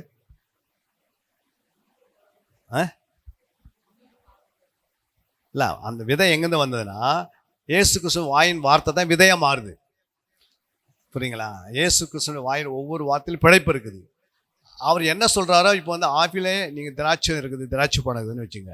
திராட்சை பழத்தை நம்ம திராட்சை ரசத்தை குடிக்கணும்னா நம்மகிட்ட விதை கொடுத்துட்டு குடின்னுவார் ஆண்டவர். அப்போ விதை போட்டு எத்தனை நாள் ஆனால் நம்ம திராட்சை பழம் குடிக்க முடியும்? சொல்லு. 10 மாதம் 1 வருஷம் ஆகும். ஆனால் ஆண்டவரால் என்ன பண்ண முடியாது? ஆண்டவர் வந்து விதையிலேருந்து உனக்கு உருவாக்கத்துக்கு விதையும் கொடுத்து பண்ணுவார், விதை இல்லாமையும் செய்வார். வெறும் தண்ணி எடுத்து ரசத்தை உண்டாக்கிடுவார், புரியுங்களா? அவர் வாயின் வார்த்தையில் எதெல்லாம் சொல்கிறாரோ அதெல்லாம் உருவாக்கப்பட்டுரும். ஏன்னா அந்த வார்த்தையை தான் நம்ம வாசிக்கிறோம். இப்போ நம்மள சொல்ல உருவாகும். நம்ம ஏன் சொல்கிறதுன்னா நமக்கு அந்த அளவு விசுவாசம் குறைவு. ஏன் விசுவாசம் குறைவு? வேதத்தை அரைகுறையாக வாசிக்கிறோம், மாதத்துக்கு ஒரு முறை வாசிக்கிறோம், சும்மா அது படிக்கிறோம், ஏதோ வாக்குத்தத்தத்துக்காக எடுத்துக்கிறோம். அந்த வசனத்தை என்ன பண்ணுறோம்? எல்லாம் படிக்கிறேன், நானும் கொஞ்சம் படிக்கிறேன்னு சொல்கிறோம்.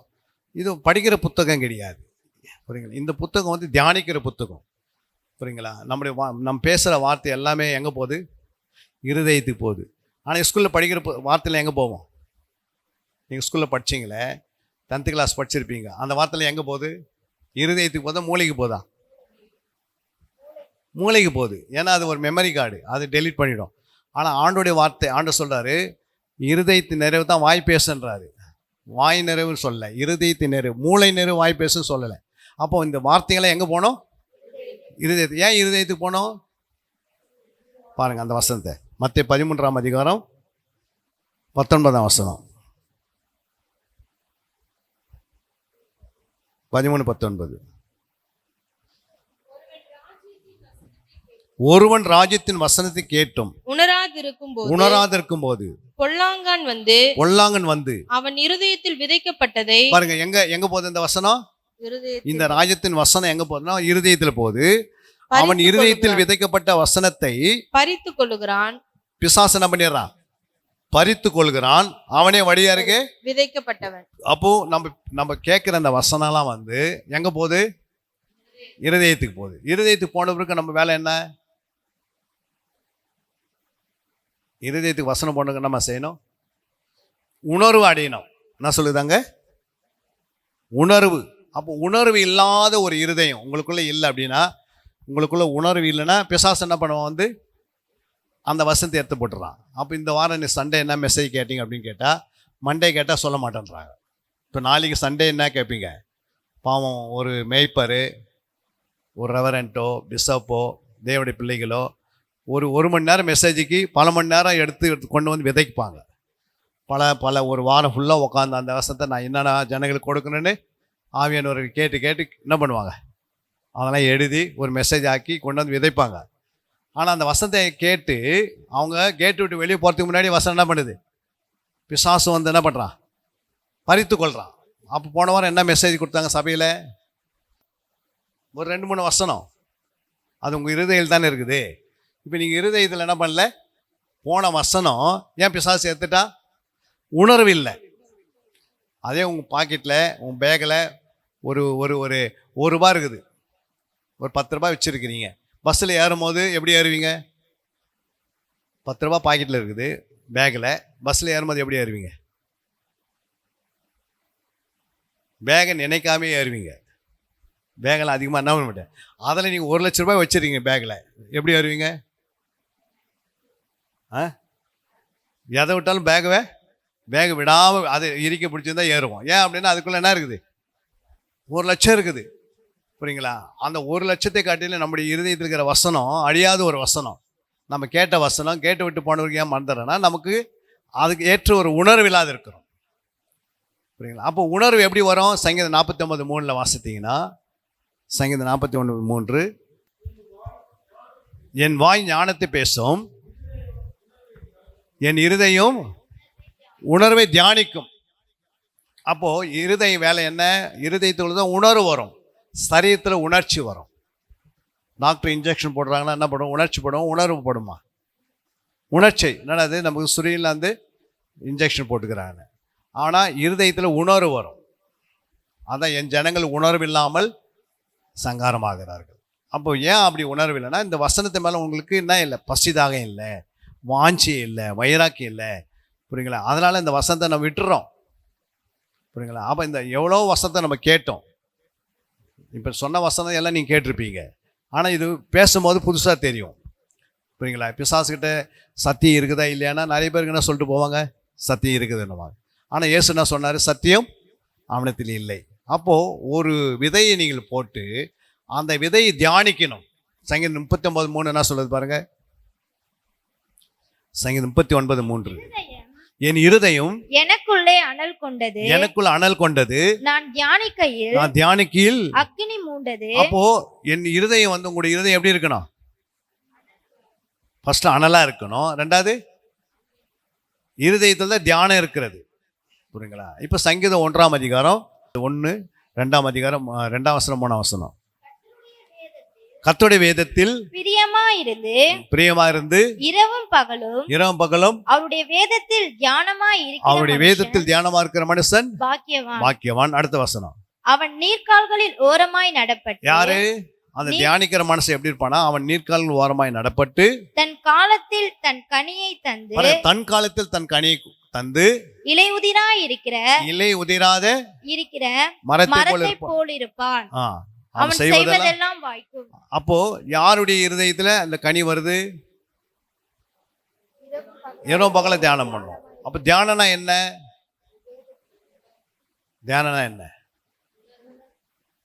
அதான் ஒன்று உணர்வு. அப்புறம் நீங்கள் வேதத்தில் போய் பார்த்தீங்கன்னா எங்கெல்லாம் சிந்தனை, நினைவு, யோசனை அப்படின்னு வருது, அங்கே பக்கத்தில் உணர்வு வந்துனே இருக்கும்.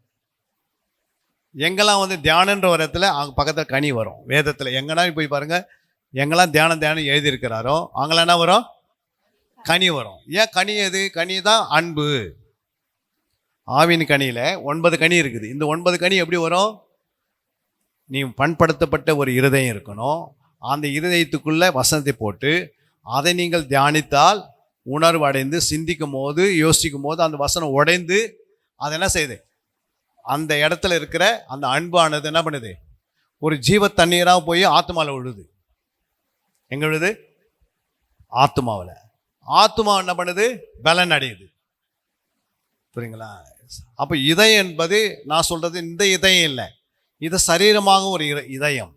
ஆத்மாவுக்கும் ஒரு இதயம் இருக்கிறது, ஆவிக்கும் ஒரு இதயம் இருக்கிறது. புரியுங்களா? 3 மனுஷனுக்குள்ளே இருக்குது. இந்த 3 மனுஷன் இப்போ இயேசு வந்து மரித்து உயிர்த்தெழுந்து நிற்கிறாரு. என்னை தொட்டு பாருங்கள் அப்படின்றார். ஏன் தொட்டு பாருன்றாங்க, ஒரு ஆவிக்கு என்ன இருக்காது, சரீரம் இருக்காது. லூக்கா 24 39. நான் தான் என்று அறியும்படி என் கைகளையும் என் கால்களையும் பாருங்கள். என் கைகளையும் என் கால்களையும் பாருங்கள். என்னை தொட்டு பாருங்கள். நீங்கள் காண்கிறபடி எனக்கு மாம்சமும் எலும்புகளும் உண்டா இருக்கிறது போல ஒரு ஆவிக்கு இராதே என்றார். அல்லேலூயா. அப்ப ஆவிகளுக்கெல்லாம் என்ன இல்லை? மாம்சமும் எலும்பு இல்லை. அதனால தான் ஒரு மனுஷனுக்குள்ள பூந்துருது. நம்ம எதையோ உலகத்தை குறித்து யோசிச்சுட்டு இருந்தீங்கன்னா, யாராவது ஒருத்தர் குறித்து பாவத்தை குறித்து யோசிச்சிங்கன்னா உடனே அந்த ஆவி என்ன பண்ணுது? அவங்களுக்குள்ள போயிடுது. ஒரு வியாதி குறித்து யோசிச்சுன்னு இருந்தால் அந்த வியாதி டக்குன்னு என்ன பண்ண அந்த ஆவி உள்ளே போய் அந்த வியாதி உருவாக்குது. ஏன்னா நீ உட்காந்து யாரை குறித்து யோசிக்கணும்? ஆண்டவர் பற்றி யோசிக்கணும். ஆனால் நம்ம எதை பற்றி யோசிக்கிறோம்? கடனை பற்றி யோசித்தா கடன் வளருது. அது உள்ளே போவாதா? போவோம். வியாதி குறித்து யோசிச்சுருந்தா வியாதி போவோம். மரணத்தை குறித்து யோசிச்சுன்னு இருந்தா மரணம் உள்ளே போயிடும். கடன்காரன் யோசித்தா கடங்கன் ஆகிடும். எது யோசிக்கிறியோ அது தியானமாக மாறிடுது. எது சிந்திக்கிறியோ அது தியானம். புரியுங்களா? அப்போ நீ யோசிக்கிறதா இருந்தாலும் பேசுறதா இருந்தாலும் ரெண்டு எப்படி இருக்கணும்? நெகட்டிவாக இருக்கக்கூடாது. பேசுறதும் நெகட்டிவாக இருக்கக்கூடாது, அப்புறம் சிந்திக்கிறதும் நெகட்டிவாக இருக்கக்கூடாது. அப்படி யாரும் ஒருத்தர் இருந்தாங்கன்னா அப்போ அவங்க எது கிறிஸ்துவ சிந்தை இருக்கும் அவங்களுக்குள்ள. கிறிஸ்துவ சிந்தை கிறிஸ்துவ போல யோசிப்பாங்க. அப்போ கிறிஸ்துவ சிந்தை எப்படி வருது? அவங்களுக்குள்ள இருதயத்தில் வசனம் நிரம்பி இருந்தால் தான் கிறிஸ்துவ பற்றி யோசிப்பாங்க. இப்போ உலகத்தை குறித்து அதிகமாக நீ உள்ள வச்சிருந்தா உலகத்தையே யோசித்து இருப்போம். அப்போ எதெல்லாம் யோசிக்கிறாயோ அதுதான் நிறைவேறும். அதை வாசிங்க அங்கே 1 கொரிந்தியர் 2ஆம் அதிகாரம் 16ஆம் வசனம். 1 கொரிந்தியர் 2:16. கர்த்தருக்கு போதிக்கத்தக்கதாக அவருடைய சிந்தையை அறிந்தவன் யார்? எங்களுக்கோ கிறிஸ்துவின் சிந்தை உண்டாயிருக்கிறது. ஏன் நம்ம எங்களுக்கோ கிறிஸ்து சிந்தை உண்டாயிருக்கிறது அப்படின்னா அர்த்தம். கிறிஸ்து சிந்தனை என்ன? ரோமர் 8ஆம் அதிகாரம்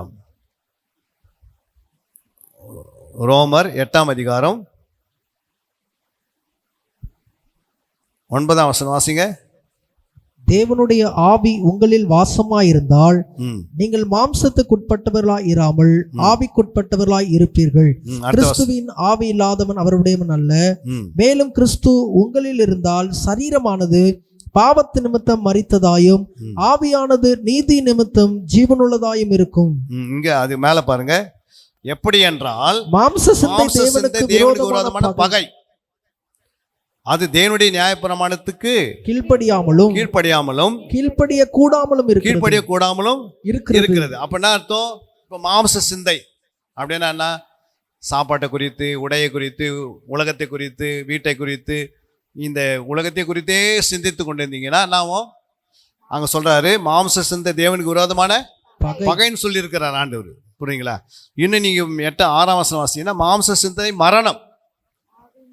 எவ்வளோ நீங்கள் இந்த உலகத்தை குறித்து, இந்த உலகத்தை உள்ளவைகளை குறித்து நிறைய நீங்கள் சிந்தித்தினே இருந்தீங்கன்னா ஆட்டோமேட்டிக்காக மரணம் என்ன பண்ணுது? ஆத்மா மறுபடியும் மறிச்சுது. ஏற்கனவே ரட்சிக்கப்பட்ட ஆத்மா மறுபடியும் உலகத்தையே சிந்தித்தான் என்னாகும்? ஆத்மா சாகாதா? ஆத்மா செத்துரும். புரியுங்களா? சபையில் உட்காந்தீங்கன்னா நிறைய பேர் ஆத்மா சாகடிச்சிடுவாங்க. ஏன்னா அவங்க மேய்ப்பர் பேசும்போதோ இல்லை போதகர் பேசும்போதோ அவங்க பேசும்போது அப்படியே கிண்டல் அடிச்சின்னு பேசி நிற்பாங்க. புரியுங்களா? அவங்களும் சபையில் தான் இருப்பாங்க. ஏன் இருக்கிறாங்கன்னா அவங்களும் ஒரு ஐஸ்வர்யான உள்ளே உட்காந்துருப்பாங்க. லாஸ்டர் மாதிரி இருக்கிறவங்க இருப்பாங்க, ஐஸ்வர்யம் உள்ளவராக இருப்பாங்க. வெள்ளாடு போல இருப்பாங்க, சிலவங்க செம்பிளியாடாக இருப்பாங்க. புரியுதுங்களா? சிலவங்க பதராக இருப்பாங்க, சிலவங்க கனியாக இருப்பாங்க. புத்தி உள்ளவர்கள் என்ன பண்ணுவாங்க? புத்தி உள்ள கன்னிகைகள் என்ன பண்ணுவாங்க? வசனத்தை எழுதுவாங்க, அபிஷேகம் நிரம்புவாங்க, ஜபத்தில் நிரம்புவாங்க, நேரத்தை அதிகமாக பயன்படுத்துவாங்க, தினந்தோறும் சபைக்கு வருவாங்க, தினந்தோறும் அவங்களுடைய ஆவிக்கிரிச்சியும் வளர்ந்துனே இருக்கும். புத்தி இல்லாத கன்னிகை என்ன பண்ணுவாங்க? நீ கொஞ்சம் எனக்காக ஜோம் பண்ணுங்க, நீ கொஞ்சம் ஜனம் பண்ணுங்க. அவங்களுக்கு ஏதாவது வந்துச்சுன்னா யாராவது நாடுவாங்க. ஆனால் புத்தி உள்ளவங்க என்ன பண்ண மாட்டாங்க? ஒரு குடும்பத்தில் ப்ராப்ளம், இல்லை அவங்களுடைய வேலை கிடைக்காத ப்ராப்ளம், இல்லை அவங்களுக்கு வீடு இல்லாத ப்ராப்ளம், இல்லை அவங்களுக்கு சரியான குடும்பத்தில் பொருளாதாரம் இல்லாத ப்ராப்ளம், நேராக வந்து முழங்கால் படிட்டு 1 மணி நேரம் கரங்களை உயர்த்தி நீ ஜோம் பண்ணால் அது உனக்கு என்ன பண்ணுது? 1 மணி நேரம் முழங்கால் படிட்டா என்ன பண்ண? பிசாசு தானே என்ன பண்ணுறான்? உனக்கு முன்னாடி என்ன பண்ணுவான்? சாஷ்டாமல் விழுது எடுப்பான். அப்போ பிசாசு உனக்கு விரோதமாக எழும்ப முடியாது. ஜபம் ஜெயிச்சிடும். ஜபம் என்ன பண்ணிடும்? ஜெயம் கொண்டு வந்துடும். விடுதலை கொண்டு வந்துடும். அப்போ 1 மணி நேரம் நீ முழங்கால் படிக்கிட்டு 1 மாதம் ஜெபம் பண்ணுறேன்னு வச்சுக்கோ, வேலை தானாக ஓடியாரும், வீட்டுடைய ஆசீர்வாதம் தானாக வருது. அப்போ வேதத்தை குறித்து நேசிக்கிற 4 பேர் சொல்லக்கூடிய ஆசீர்வாதம் வரும். கர்த்தர் உன்னை ஆசீர்வத்தினே இருப்பார். பிசாசால் என்ன பண்ண முடியும்? உன்னை குறித்து ஒன்றும் பண்ணவே முடியாது. புரியுங்களா? அப்போ ஆண்டவர் என்ன சொல்கிறாரு? மாம்ச சிந்தை நமக்குள்ளே வரக்கூடாது. ஏன் மாம்ச சிந்தை வருது அப்படின்னா, மாம்சத்துக்குரியிலே இருதயத்தில் வச்சிருக்கிறோம். புரியுங்களா? இதே யோசிச்சிருந்தா என்ன அர்த்தம்? இப்போ நான் 80-90 இருக்கிறேன். புரியுங்களா? இந்த 90 எதுக்காக வச்சிருக்கிறேன்னா, இதில் இந்த 90 இருக்கிற வரைக்கும் நான் எப்படியாவது சுவிசேஷம் அறிவிக்கணும், சீக்கிரமாக ஆத்மா ஆதாயப்படுத்தணும், நிறைய பேர் உருவாக்கணும், நிறைய பேர் ஆண்டவருக்காக நிறைய வேலை செய்து தான் இந்த சரீரம். புரியுங்களா? ஏன்னா இந்த சரீரம் என்னைக்கு தான் மண்ணு சாப்பிட்ற போகுது. அதனால் மண்ணு சாப்பிட்றதுக்கு முன்னாடி நம்ம என்ன செய்யணும்? ஆண்டவருக்காக நம்ம பண்ணோம், பயன்படுத்திக்கணும். நம்ம பயன்படுத்தலைன்னாவும் வேஸ்ட்டாக போயிடும். அப்போ இந்த சரீரம் ஒரு முறை தான் ஆண்டு கொடுத்துருக்கிறாரு. புரியுங்களா? அப்போ இயேசு சொல்கிறாரு, இந்த வசனத்தை நீ வாசி, மாம்ச சிந்தை மரணம், ஆவி சிந்தையோ ஜீவனும் ஜீவன சமாதானம். சமாதானம். அப்போ நீ ஆவி சிந்தை வசனத்தை நீ சிந்திக்க சிந்திக்க சிந்திக்க சிந்திக்க உனக்குள்ள நித்திய ஜீவன் உருவாகுது, சமாதானம் பெருகுது. அப்போ ஒவ்வொரு அதிகாரங்களில நம்ம என்ன செய்கிறோம்? தியானிக்கிறோம், தேடுகிறோம், ஆராய்ந்து பார்க்கிறோம். அப்போது ஒரு அதிகாரத்தை கீவேர்டு எடுத்து ஆகணும். புரியுங்களா? மைய வார்த்தை. அப்போ எல்லா அதிகாரத்திலும் இருக்குது, அதை போய் நம்ம கண்டுபிடிக்கணும். அதுக்கு தான் டைம் ஒதுக்கணும். அப்போ டெய்லி ஒரு நாளைக்கு 2 ஹவர் 40 நிமிஷம் தசம பாகமாக நம்ம கொடுக்கணும். எத்தனை மணி நேரம்? ஒரு விசுவாசி 2 ஹவர் 40 நிமிஷம் தேவ சமுத்திரம் உட்காந்தா நிச்சயமாக வரைக்கும் போக முடியும். ஒரு பார்ட் டைம் ஊழியக்காரர் 4 மணி நேரம் ஆண்டவர் பாதத்தை பிடிச்சா போக முடியும். ஒரு ஃபுல் டைம் ஊழியக்காரர் 8 மணி நேரம். அப்போ 8 மணி நேரம் நீ வேலை செய்யும் போது 8 மணி நேரம் சம்பளம் கொடுக்குறாங்க. அது மாதிரி 8 மணி நேரம் ஆண்டுக்கு நம்ம வேலை செய்கிறோம். 4 மணி நேரம் பார்ட் டைம் வேலை செய்கிறாங்க. விசுவாசி 2 ஹவர் 40 நிமிஷம் தேவ சமுத்திரம் உட்காரணும். புரியுங்களா? காலையில் 1 மணி நேரம் 20 நிமிஷம், மாலையில் ஒரு 1 ஹவர் 20 நிமிஷம் தான் ஆத்மா என்ன பண்ணுது? பலன் அடையுது. அப்போ இந்த ஆத்மா சொல்கிறாரு, உன் ஆத்மா வாழ்கிறது போல. அதை வாசிக்கலாம். 17, 11, 11, 17 நீதிமொழிகள் 11ஆம் அதிகாரம் 17ஆம் வசனம். தயவுள்ள மனுஷன் தன் ஆத்துமாவுக்கு நன்மை செய்து கொள்ளுகிறான். பாருங்க, தயவுள்ள மனுஷன் என்ன பண்றான்? தன் ஆத்துமாவுக்கு நன்மை செய்து கொள்கிறான். கடுரனோ தன் உடலை அலைக்கழிக்கிறான். அப்போ தயவுள்ள ஒரு மனுஷன் என்ன பண்ணுவான்? உங்க ஆத்மா ஒன்று இருக்குது, இருக்கா இல்லையா? ஆத்மா எல்லாருக்கிட்டையும் உடனே நன்மை செய்யணும். இப்போ அதிகாலை எழுந்த பிறகு நமக்கு என்ன வேணும்? காலையில் எழுந்துக்கினா முதல்ல என்ன வேணும்? அதிகாலை என்னை தேடுகிறவன் அப்படின்னு ஒரு வசனம் ஆண்டவர் சொல்லியிருக்கிறான்னா, அதிகாலை போய் ஆண்டவரை தேடணும். அவன் தான் தயவுள்ள மனுஷன், தன் ஆத்மாவுக்கு நன்மை செய்கிறான். காலையிலேயே நீ ஆண்டவரே தேடலை, எழுந்து சரீரத்துக்கு மட்டும் தேடுற, சரீரத்துக்கு மட்டும் நன்மை செய்கிற, ஆத்மாவுக்கு நன்மை செய்யலாம். எப்படி இருக்கும் அந்த ஆத்மா? அங்கே போட்டு கடுரனும் தன் உடலை அலைக்கழிக்கிறான்.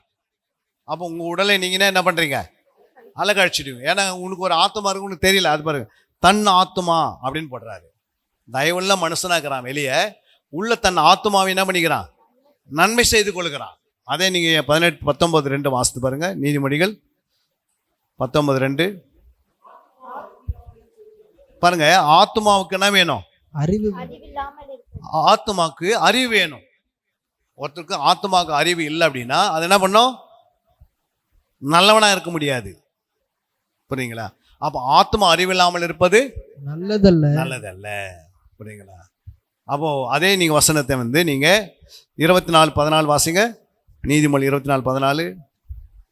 அப்படியே ஞானத்தை அறிந்து கொள்வது உன் ஆத்மாவுக்கு இன்பமாயிருக்கும், அதை பெற்றுக்கொண்டால் அது முடிவில் உதவும். பாருங்க, அப்படியே ஞானத்தை அறிந்து கொள்வது உன் ஆத்மாவுக்கு இன்பமா இருக்கும், அதை பெற்றுக்கொண்டால் அது முடிவிலே உதவும், உன் நம்பிக்கை வீண் போகாது. அப்போ ஆத்மாவுக்கு என்ன வேணும்? ஞானத்தை அறிஞ்சிக்கினீங்கன்னா, ஞானம் தான் இந்த வேத புத்தகம்.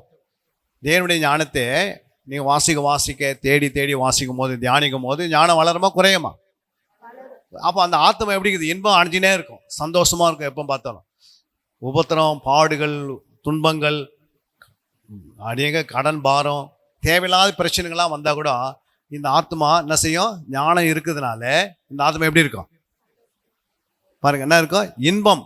என்னது இன்பம்னா? என்ன? சந்தோஷம், மனமகிழ்ச்சி, களி கூறுதல், சமாதானம், இதெல்லாம் உன்கிட்ட இருக்குது. அதை பற்றி நீ கவலைப்பட மாட்டேன். எவ்வளோ பெரிய கஷ்டம் வந்தாலும் அதை பற்றி என்ன பண்ண மாட்டேன், கவலைப்பட மாட்டோம். புரியுங்களா? ஏன் அப்படின்னா அவங்களுடைய அந்த ஆத்மா வந்து ஞானத்தில் நிரம்பி இருக்கிறது. அதே பாருங்க, உணர்வசனம் நீதிமொழி 2:10.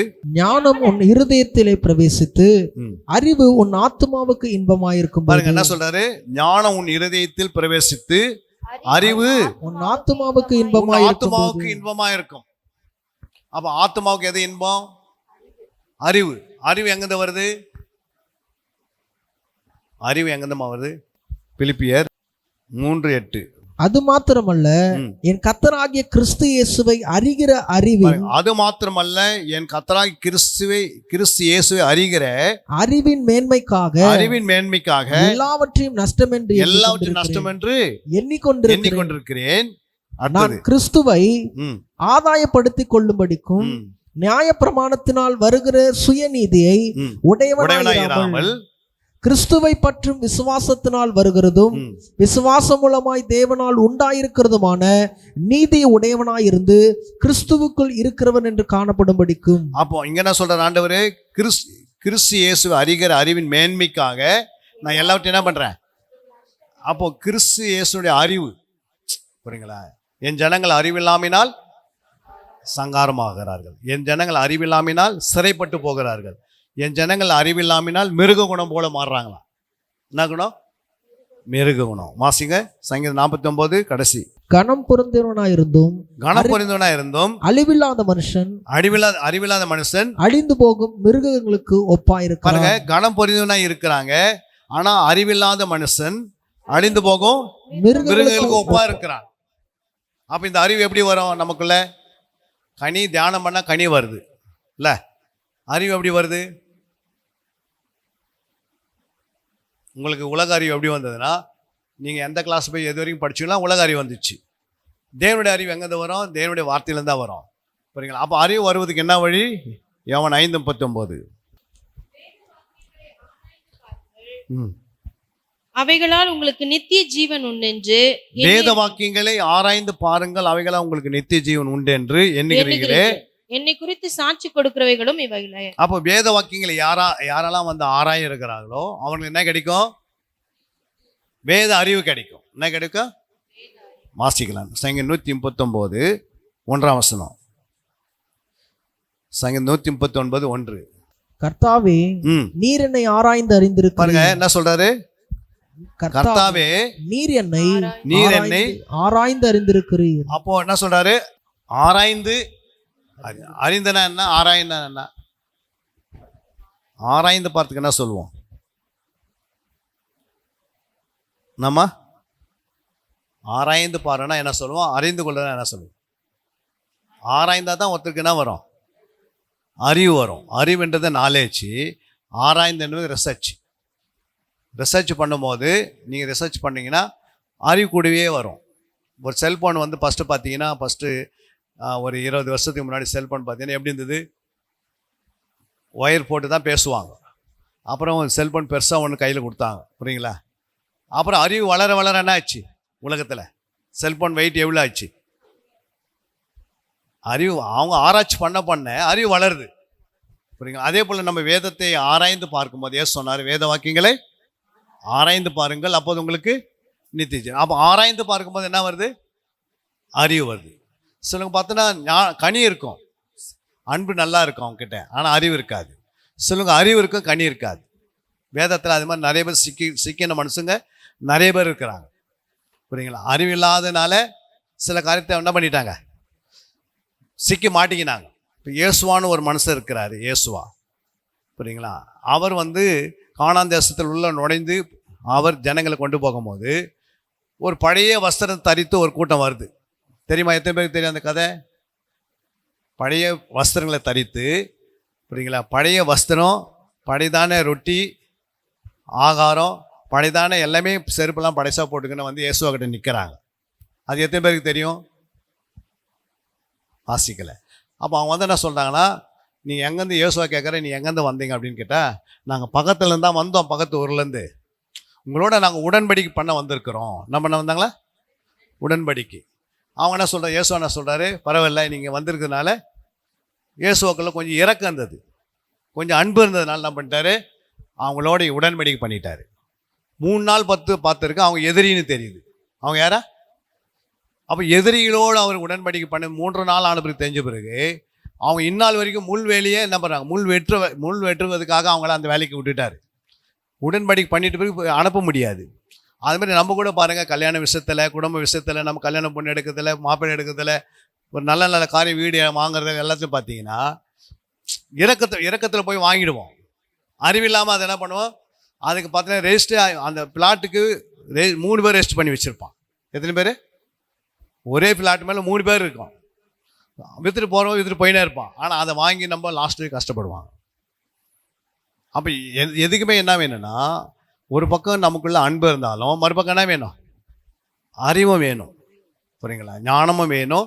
அப்போ தான் ஆண்டவர் சொல்கிறாரு, நீங்கள் எங்கே போனாலும் எப்படி போன சொல்கிறாரு, சர்பத்தை போல வினா உள்ளாக இருங்க, புறாவை போல. அப்போ புறான்றது எதை குறிக்குது? கனிகளை குறிக்குது. புரியுங்களா? இந்த சர்பன்ட்டு சொன்னது ஞானத்தை குறிக்கிறது. நீங்கள் உலக மக்களை சந்திக்கும் போது ஞானமாகவும் பேசணும், கனி உள்ள வாழ்க்கையும் சொல்லணும். புரியுங்களா? அப்போ இந்த கனியும் ஞானமும் எப்படி வருது பைபிள்னா, இந்த வேதத்தை ஆராயும் போது உங்களுக்கு அறிவு வளர்ந்துனே இருக்கும். தியானம் பண்ண பண்ண பண்ண என்ன உண்டாகுது? கனி வளருது. அப்போ கனியும் அறிவும் பெருகும் போது ஆட்டோமேட்டிக்காக ஒரு மனுஷனுக்குள்ள என்ன ஆகுது? எல்லா தேவைகளும் சந்திக்கப்பட்டுருது. புரியுங்களா? அப்போ நம்ம தியானம் பண்ணுற புத்தகம் தான் இந்த புத்தகம். இதை ஆராய்ந்து பார்க்கணும், தேடி வாசிக்கணும். ஒவ்வொரு அதிகாரங்களையும் போய் என்ன செய்யணும், தினந்தோறும் ஒரு கீவேர்டை கண்டுபிடிக்கணும், ஒரு மைய வார்த்தை கண்டுபிடிச்சி எடுக்கணும். புரியுங்களா? இப்போ சங்கீதத்தில் 3ஆம் அதிகாரத்தில் நம்ம பார்த்தோம், அங்கே என்ன போட்டிருக்கு? ரட்சிப்பு. 3 என்ன வந்தது? ரட்சிப்பு வந்தது. அது என்ன ரட்சிப்பு? பொதுவான ரட்சிப்பு, பெரிதான ரட்சிப்புன்னு வந்தது. அப்போ ரட்சிப்பு நிறைவேற என்ன செய்யணும்? வாசிக்கலாம். பிலிப்பியர் 2ஆம் அதிகாரம் 12ஆம் வசனம். பிலிப்பியர் 2:12. ஆதலால் எனக்கு பிரியமானவர்களே, நீங்கள் எப்பொழுதும் கீழ்ப்படுகிறபடியே நான் உங்களுக்கு சமீபமாய் இருக்கும் போது மாத்திரமல்ல, நான் தூரமா இருக்கிற இப்பொழுதும் அதிக பயத்தோடும் நடுக்கத்தோடும் உங்கள் ரட்சிப்பு நிறைவேற பிரயாசப்படுங்கள். அப்ப ஆண்டவர் என்ன சொல்றாரு? இப்போ நம்ம பெற்றுக்கொண்ட ரட்சிப்பு, பொதுவான ரட்சிப்பு, இயேசுக்குள்ள நம்ம என்ன பண்ணிட்டோம்? பாவம் தண்டனை தப்பித்து ரட்சிக்கப்பட்டு சபையில் சேர்க்கப்பட்டோம். ஆனால் சபைக்கு வந்துட்டு பிறகு நமக்குள்ள இங்கே என்ன பண்ணோம்? ரட்சிப்பு நிறைவேறணும். என்ன வேணும்? ரட்சிப்பு நிறைவேறணும். ஒரு குழந்தையா இருக்கிறதுல குழந்தை பிள்ளையா மாறி, பிள்ளை வாலிபனா மாறி, வாலிபன் சிநேகிதனா மாறி, சிநேகிதன் புருஷனா மாறி, புருஷன் அப்பா மாறுறான். இப்படி ஸ்டேஜ் இருக்கு. அதே போல் நம்முடைய வாழ்க்கையில் இந்த ரட்சிப்பு நிறைவேறும்படி நம்ம என்ன செய்யணும்? பொதுவான ரட்சிப்பில் இயேசு நம்மளை ரட்சித்தாரு.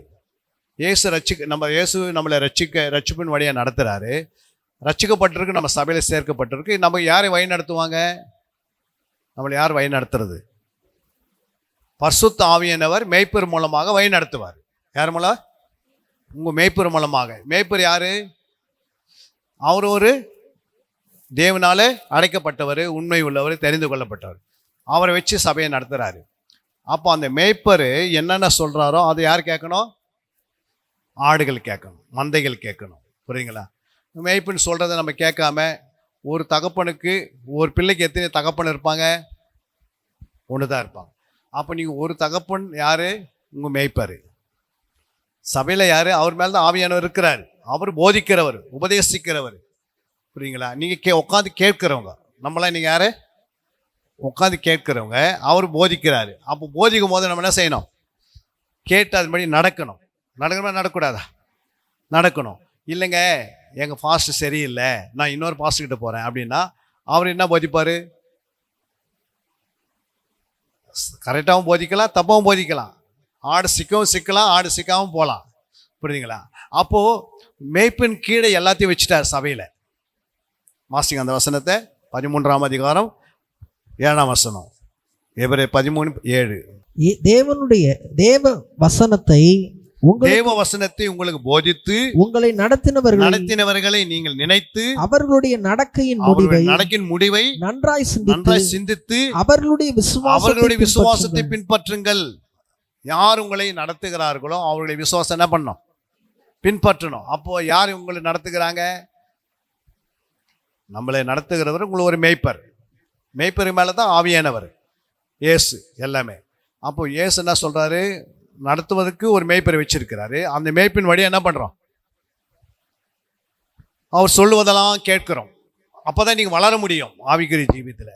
புரியுங்களா? அப்போ ஒவ்வொரு நாளும் அதே 17ஆம் வசனம் வாசித்து பாருங்க. 17, 13, 17. உங்களை நடத்துகிறவர்கள் உங்கள் ஆத்துமாக்களுக்காக உத்தரவாதம் பண்ணுகிறவர்களாய் விழித்திருக்கிறவர்களானபடியால் அவர்கள் துக்கத்தோட அல்ல சந்தோஷத்தோட அதை செய்யும்படி அவர்களுக்கு கீழ்ப்படிந்து அடங்குங்கள். அவர்கள் துக்கத்தோட அப்படி செய்தால் அது உங்களுக்கு பிரயோஜனமாய் இருக்க மாட்டாதே. அப்போ அவர்களுக்கு நீ கீழ்ப்படிந்து அடங்கணும். யாருக்கு? உங்க மேய்ப்பருக்கு. அப்ப மேய்ப்பர் தான் யாரு? கண்காணி. பரிசுத்த ஆவியானவர் அவர் மேல தான் இருக்கிறாரு, அபிஷேகம் பண்ணப்பட்டு. அவர் நடத்தும் போது நீங்க அந்த வார்த்தை அப்படியே கேட்டுன்னு வரணும். புரியுங்களா? அப்போ நம்முடைய வாழ்க்கையில வேத வாக்கியங்களை ஃபர்ஸ்ட் நம்ம தேடி வாசிக்கணும். ஏசாயா 34:16. ஏசாயா 34:16 தேடி வாசியுங்கள். ரெண்டாவது என்ன சொன்னார் ஆண்டவர்? வேத வாக்கியங்களை ஆராய்ந்து பாருங்கள் என்று யோவான் 5:39 வாசித்தோம். வேத வாக்கியங்களை தியானம் பண்ணி பாருங்கள். சங்கீதம் 1:2 எழுதுனீங்களா இல்லையா? அது நம்ம எழுதிட்டோம், அது குறித்து பேசிட்டோம். அப்போ இந்த 3 வரும்போது புரியுதுங்களா? அப்போ ஒவ்வொரு நாளைக்கும் ஒரு அதிகாரத்தை எடுத்து நீங்கள் தேடுகிறீங்க, தியானிக்கிறீங்க, ஆராய்ந்து பார்க்குறீங்க. புரியுதுங்களா? இப்போ ஒரு சங்கீதத்தை எடுப்பதற்கு உங்களுக்கு அதில் இருக்கிற கீவேர்டை எடுக்கணும், மைய வார்த்தையை. இப்போ எடுப்பீங்களா? எடுக்க முடியாதா? நீங்களே ஒரு வசனத்தை ஒரு அதிகாரம் எடுத்து நம்ம முடிக்க போகிறோம். இப்போ நீங்கள் ஒரு அதிகாரத்தில் நான் சொல்லுவேன், அந்த அதிகாரத்தில் போயிட்டு ஏசு என்ன வந்திருக்கிறாரு அது மட்டும் கண்டுபிடிக்கணும். சங்கீதம் 91ஆம் சங்கீதத்துக்கு வாங்க. சங்கீதம் 91 முடிக்க போகிறோம் சீக்கிரம். சங்கீதம் 91ல் இயேசு என்ன வெளிப்படுறாரு பாருங்க. நீங்களே வாசிங்க. அந்த அதிகாரத்து மேலே கையை வச்சு ஒரு சின்ன ஜெபம் பண்ணிட்டு சங்கீதம் 91ல் ஆண்டவரே நீர் எனக்கு வெளிப்படுத்துன்னு சொல்லி நீங்கள் அந்த அதிகாரத்தை ஒரு முறை நல்லா வாயை திறந்து வாசித்து 2வது முறை நீங்கள் அதை மௌனமாக நீங்கள் அதை பார்த்து என்ன பண்ணணும்? செக் பண்ணணும். அப்போ அதுக்குள்ளே இயேசு வெளிப்படுறாரு பாருங்க. சங்கீதம் 91ல் அடைக்கலம் எத்தனை இடத்துல வருது? ஒரு இடத்துல பார்த்தீங்கன்னா 3 இடத்துல அடைக்கலன்னு வரும், இன்னொரு இடத்துல அடைக்கலமாக இருக்கிறேன்னு கேரக்டர் வரும். புரியுங்களா? 3 இடத்துல அடைக்கலன்றது ஒரு சப்ஜெக்டு, ஒன்று கேரக்டராக வருது. அப்போது அந்த அதிகாரத்துக்குள்ளே இயேசு என்னவா இருக்கிறாரு? அடைக்கலமாக இருக்கிறாரு.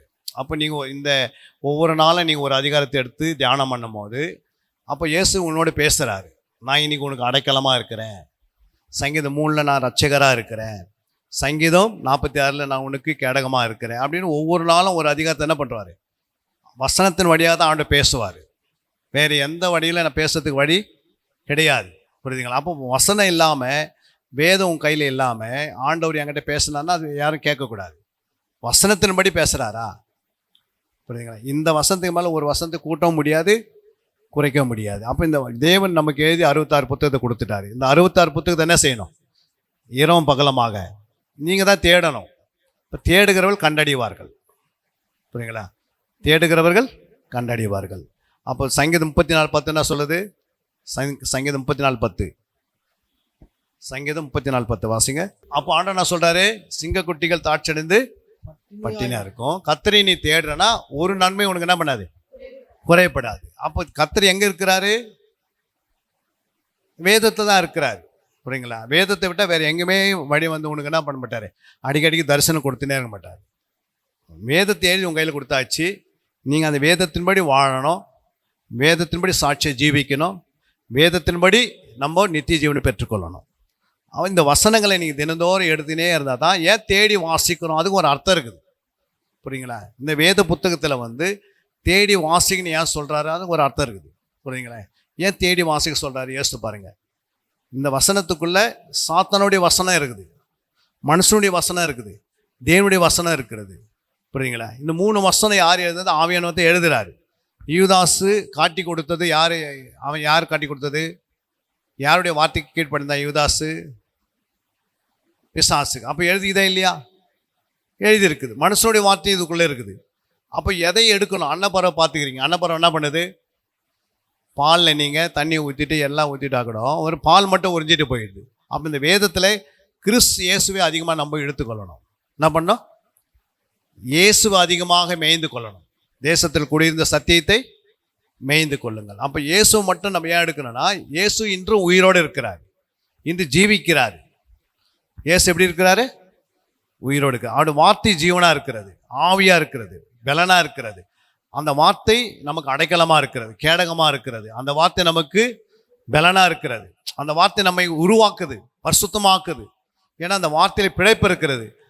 இந்த வார்த்தையை எடுத்துக்கொண்டு யார் போனாலும் அவங்கள சும்மா விட மாட்டார் ஆண்டவர், அவங்கள ஆசீர்வதிப்பார். இந்த வசனம் யார்கிட்ட இருக்குதோ அவங்ககிட்ட இருக்கிற வரைக்கும் பிசாசு பயப்படுவான். புரியுங்களா? எத்தனை பேருக்கு இன்னைக்கு புரியுது நான் சொன்னது? ஒரு கரங்களை தட்டி தேவ நாமத்தை மேம்படுத்தலாம். அப்போ ஒவ்வொரு அதிகாரத்திலும் இப்படி தேடணும்.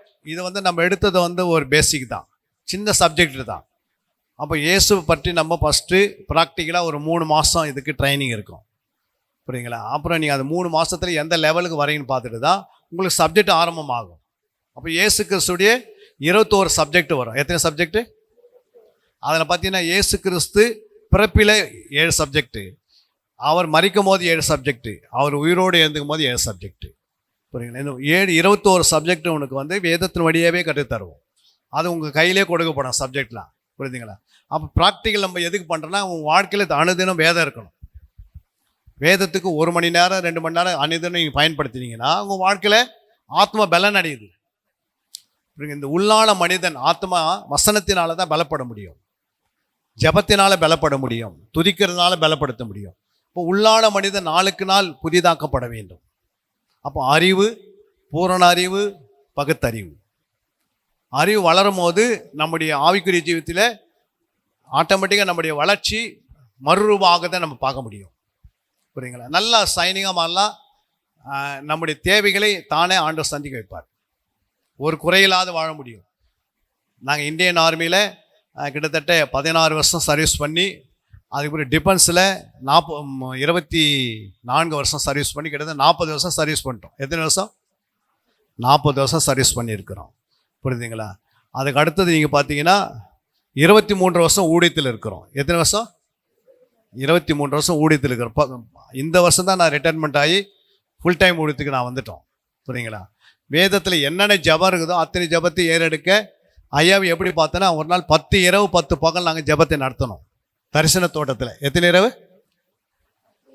10 பகல் 10 இரவு அப்போஸ்தலர் ஜெபம் பண்ணிக்கிறாங்க அப்படி பெந்தகோஸ்ட் டைமில். அப்போ இந்த 10 இரவு 10 பகல் ஜெபம் பண்ணும்போது ஐயா அந்த ஜபத்தை செக் பண்ணதுக்காக தான் வந்தார். இவங்க உண்மையாக செய்கிறாங்களே இல்லையான்னு.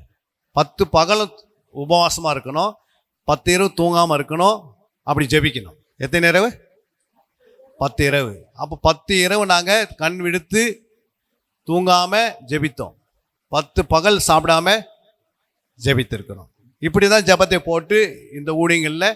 ஏன்னா எனக்கு 2 பிள்ளைகள், நான் சொன்னேன்ல இராணுவத்தில் இருக்கும்போது 2 பிள்ளைகள் ஒரே நாளில் காஷ்மீரில் தண்ணியில் விழுந்து இறந்துட்டாங்க. ஐயா சொன்னார்ல ஆரம்பத்தில், 2 பிள்ளைங்களும் தண்ணியில் அடிச்சுட்டு போன பிறகு நாங்கள் இராணுவத்தில் இருக்கும்போது, குவார்டர்ஸில் இருக்கும்போது 2 பிள்ளைங்கள் செத்ததுனால மனைவி மென்டலாக ஆகிட்டாங்க. அப்போ தான் நான் உலகத்தில் ஒரு கடவுள் யாருன்னு கேட்டேன். அப்போ தான் இயேசு எனக்கு அங்கே தரிசனமானார் காஷ்மீரில். தரிசனமான பிறகு நானே என்னுடைய வேலையை எழுதி கொடுத்துட்டு நாங்கள் வந்துட்டோம். சொந்த ஊர் அரக்கோணம் வந்துட்டு, அதுக்கு பிறகு எனக்கு ஆண்டவர் 2000 மறுபடியும் சாம் ஜபதர் ஐயா கிட்ட நாங்கள் 3 நாள் ஃபாஸ்டிங் ப்ரேயரில் தான் ஞானஸ்தானம் பெற்றோம். இன்றைக்கி 7000 பேர் 8000 பேர் உருவாக்கப்பட்டிருக்கோம். எத்தனை ஆயிரம்? 8000. இங்கேருந்து நாங்கள் கிளாஸ் பஞ்சாபில் நடத்திட்டு வந்தோம். போன மாதம் வெஸ்ட் பெங்காலுக்கு போயிட்டு வந்தோம், அது பிறகு பீகாருக்கு போயிட்டு வந்தோம், பஞ்சாப் போயிட்டு எல்லாத்தையுமே நடத்திட்டு வரோம். புரியுங்களா? ஏன் அப்படின்னா 1 கோடி சீஸ்தர்களை நாங்கள் உருவாக்கணும். எத்தனை கோடி? 1 கோடி உருவாக்கணும். அப்போ 2 பிள்ளைகளை பிசாசு எடுத்ததுனால பிசாசுகிட்ட இருக்கிற மக்களை இழுத்துக்கொண்டு பரலோகத்தில் சேர்க்கணும். அதுக்கு ஜபம் அதிகமாக தேவை. எந்த ஊழியத்துக்கும் எது முக்கியம்? ஜபம். அப்போது வேதத்தில் 40 பகல் 40 இரவு ஜபம் இருக்குது. எத்தனை பகல்? மோசே ஜெபம் பண்ணார், எலியா ஜெபம் பண்ணார், இயேசு ஜெபம் பண்ணார். அப்படி ஒரு 40 இரவு 40 பகல் சாப்பிடாமல் தூங்காமல் அப்படி ஒரு ஜபத்தை போட்டோம்.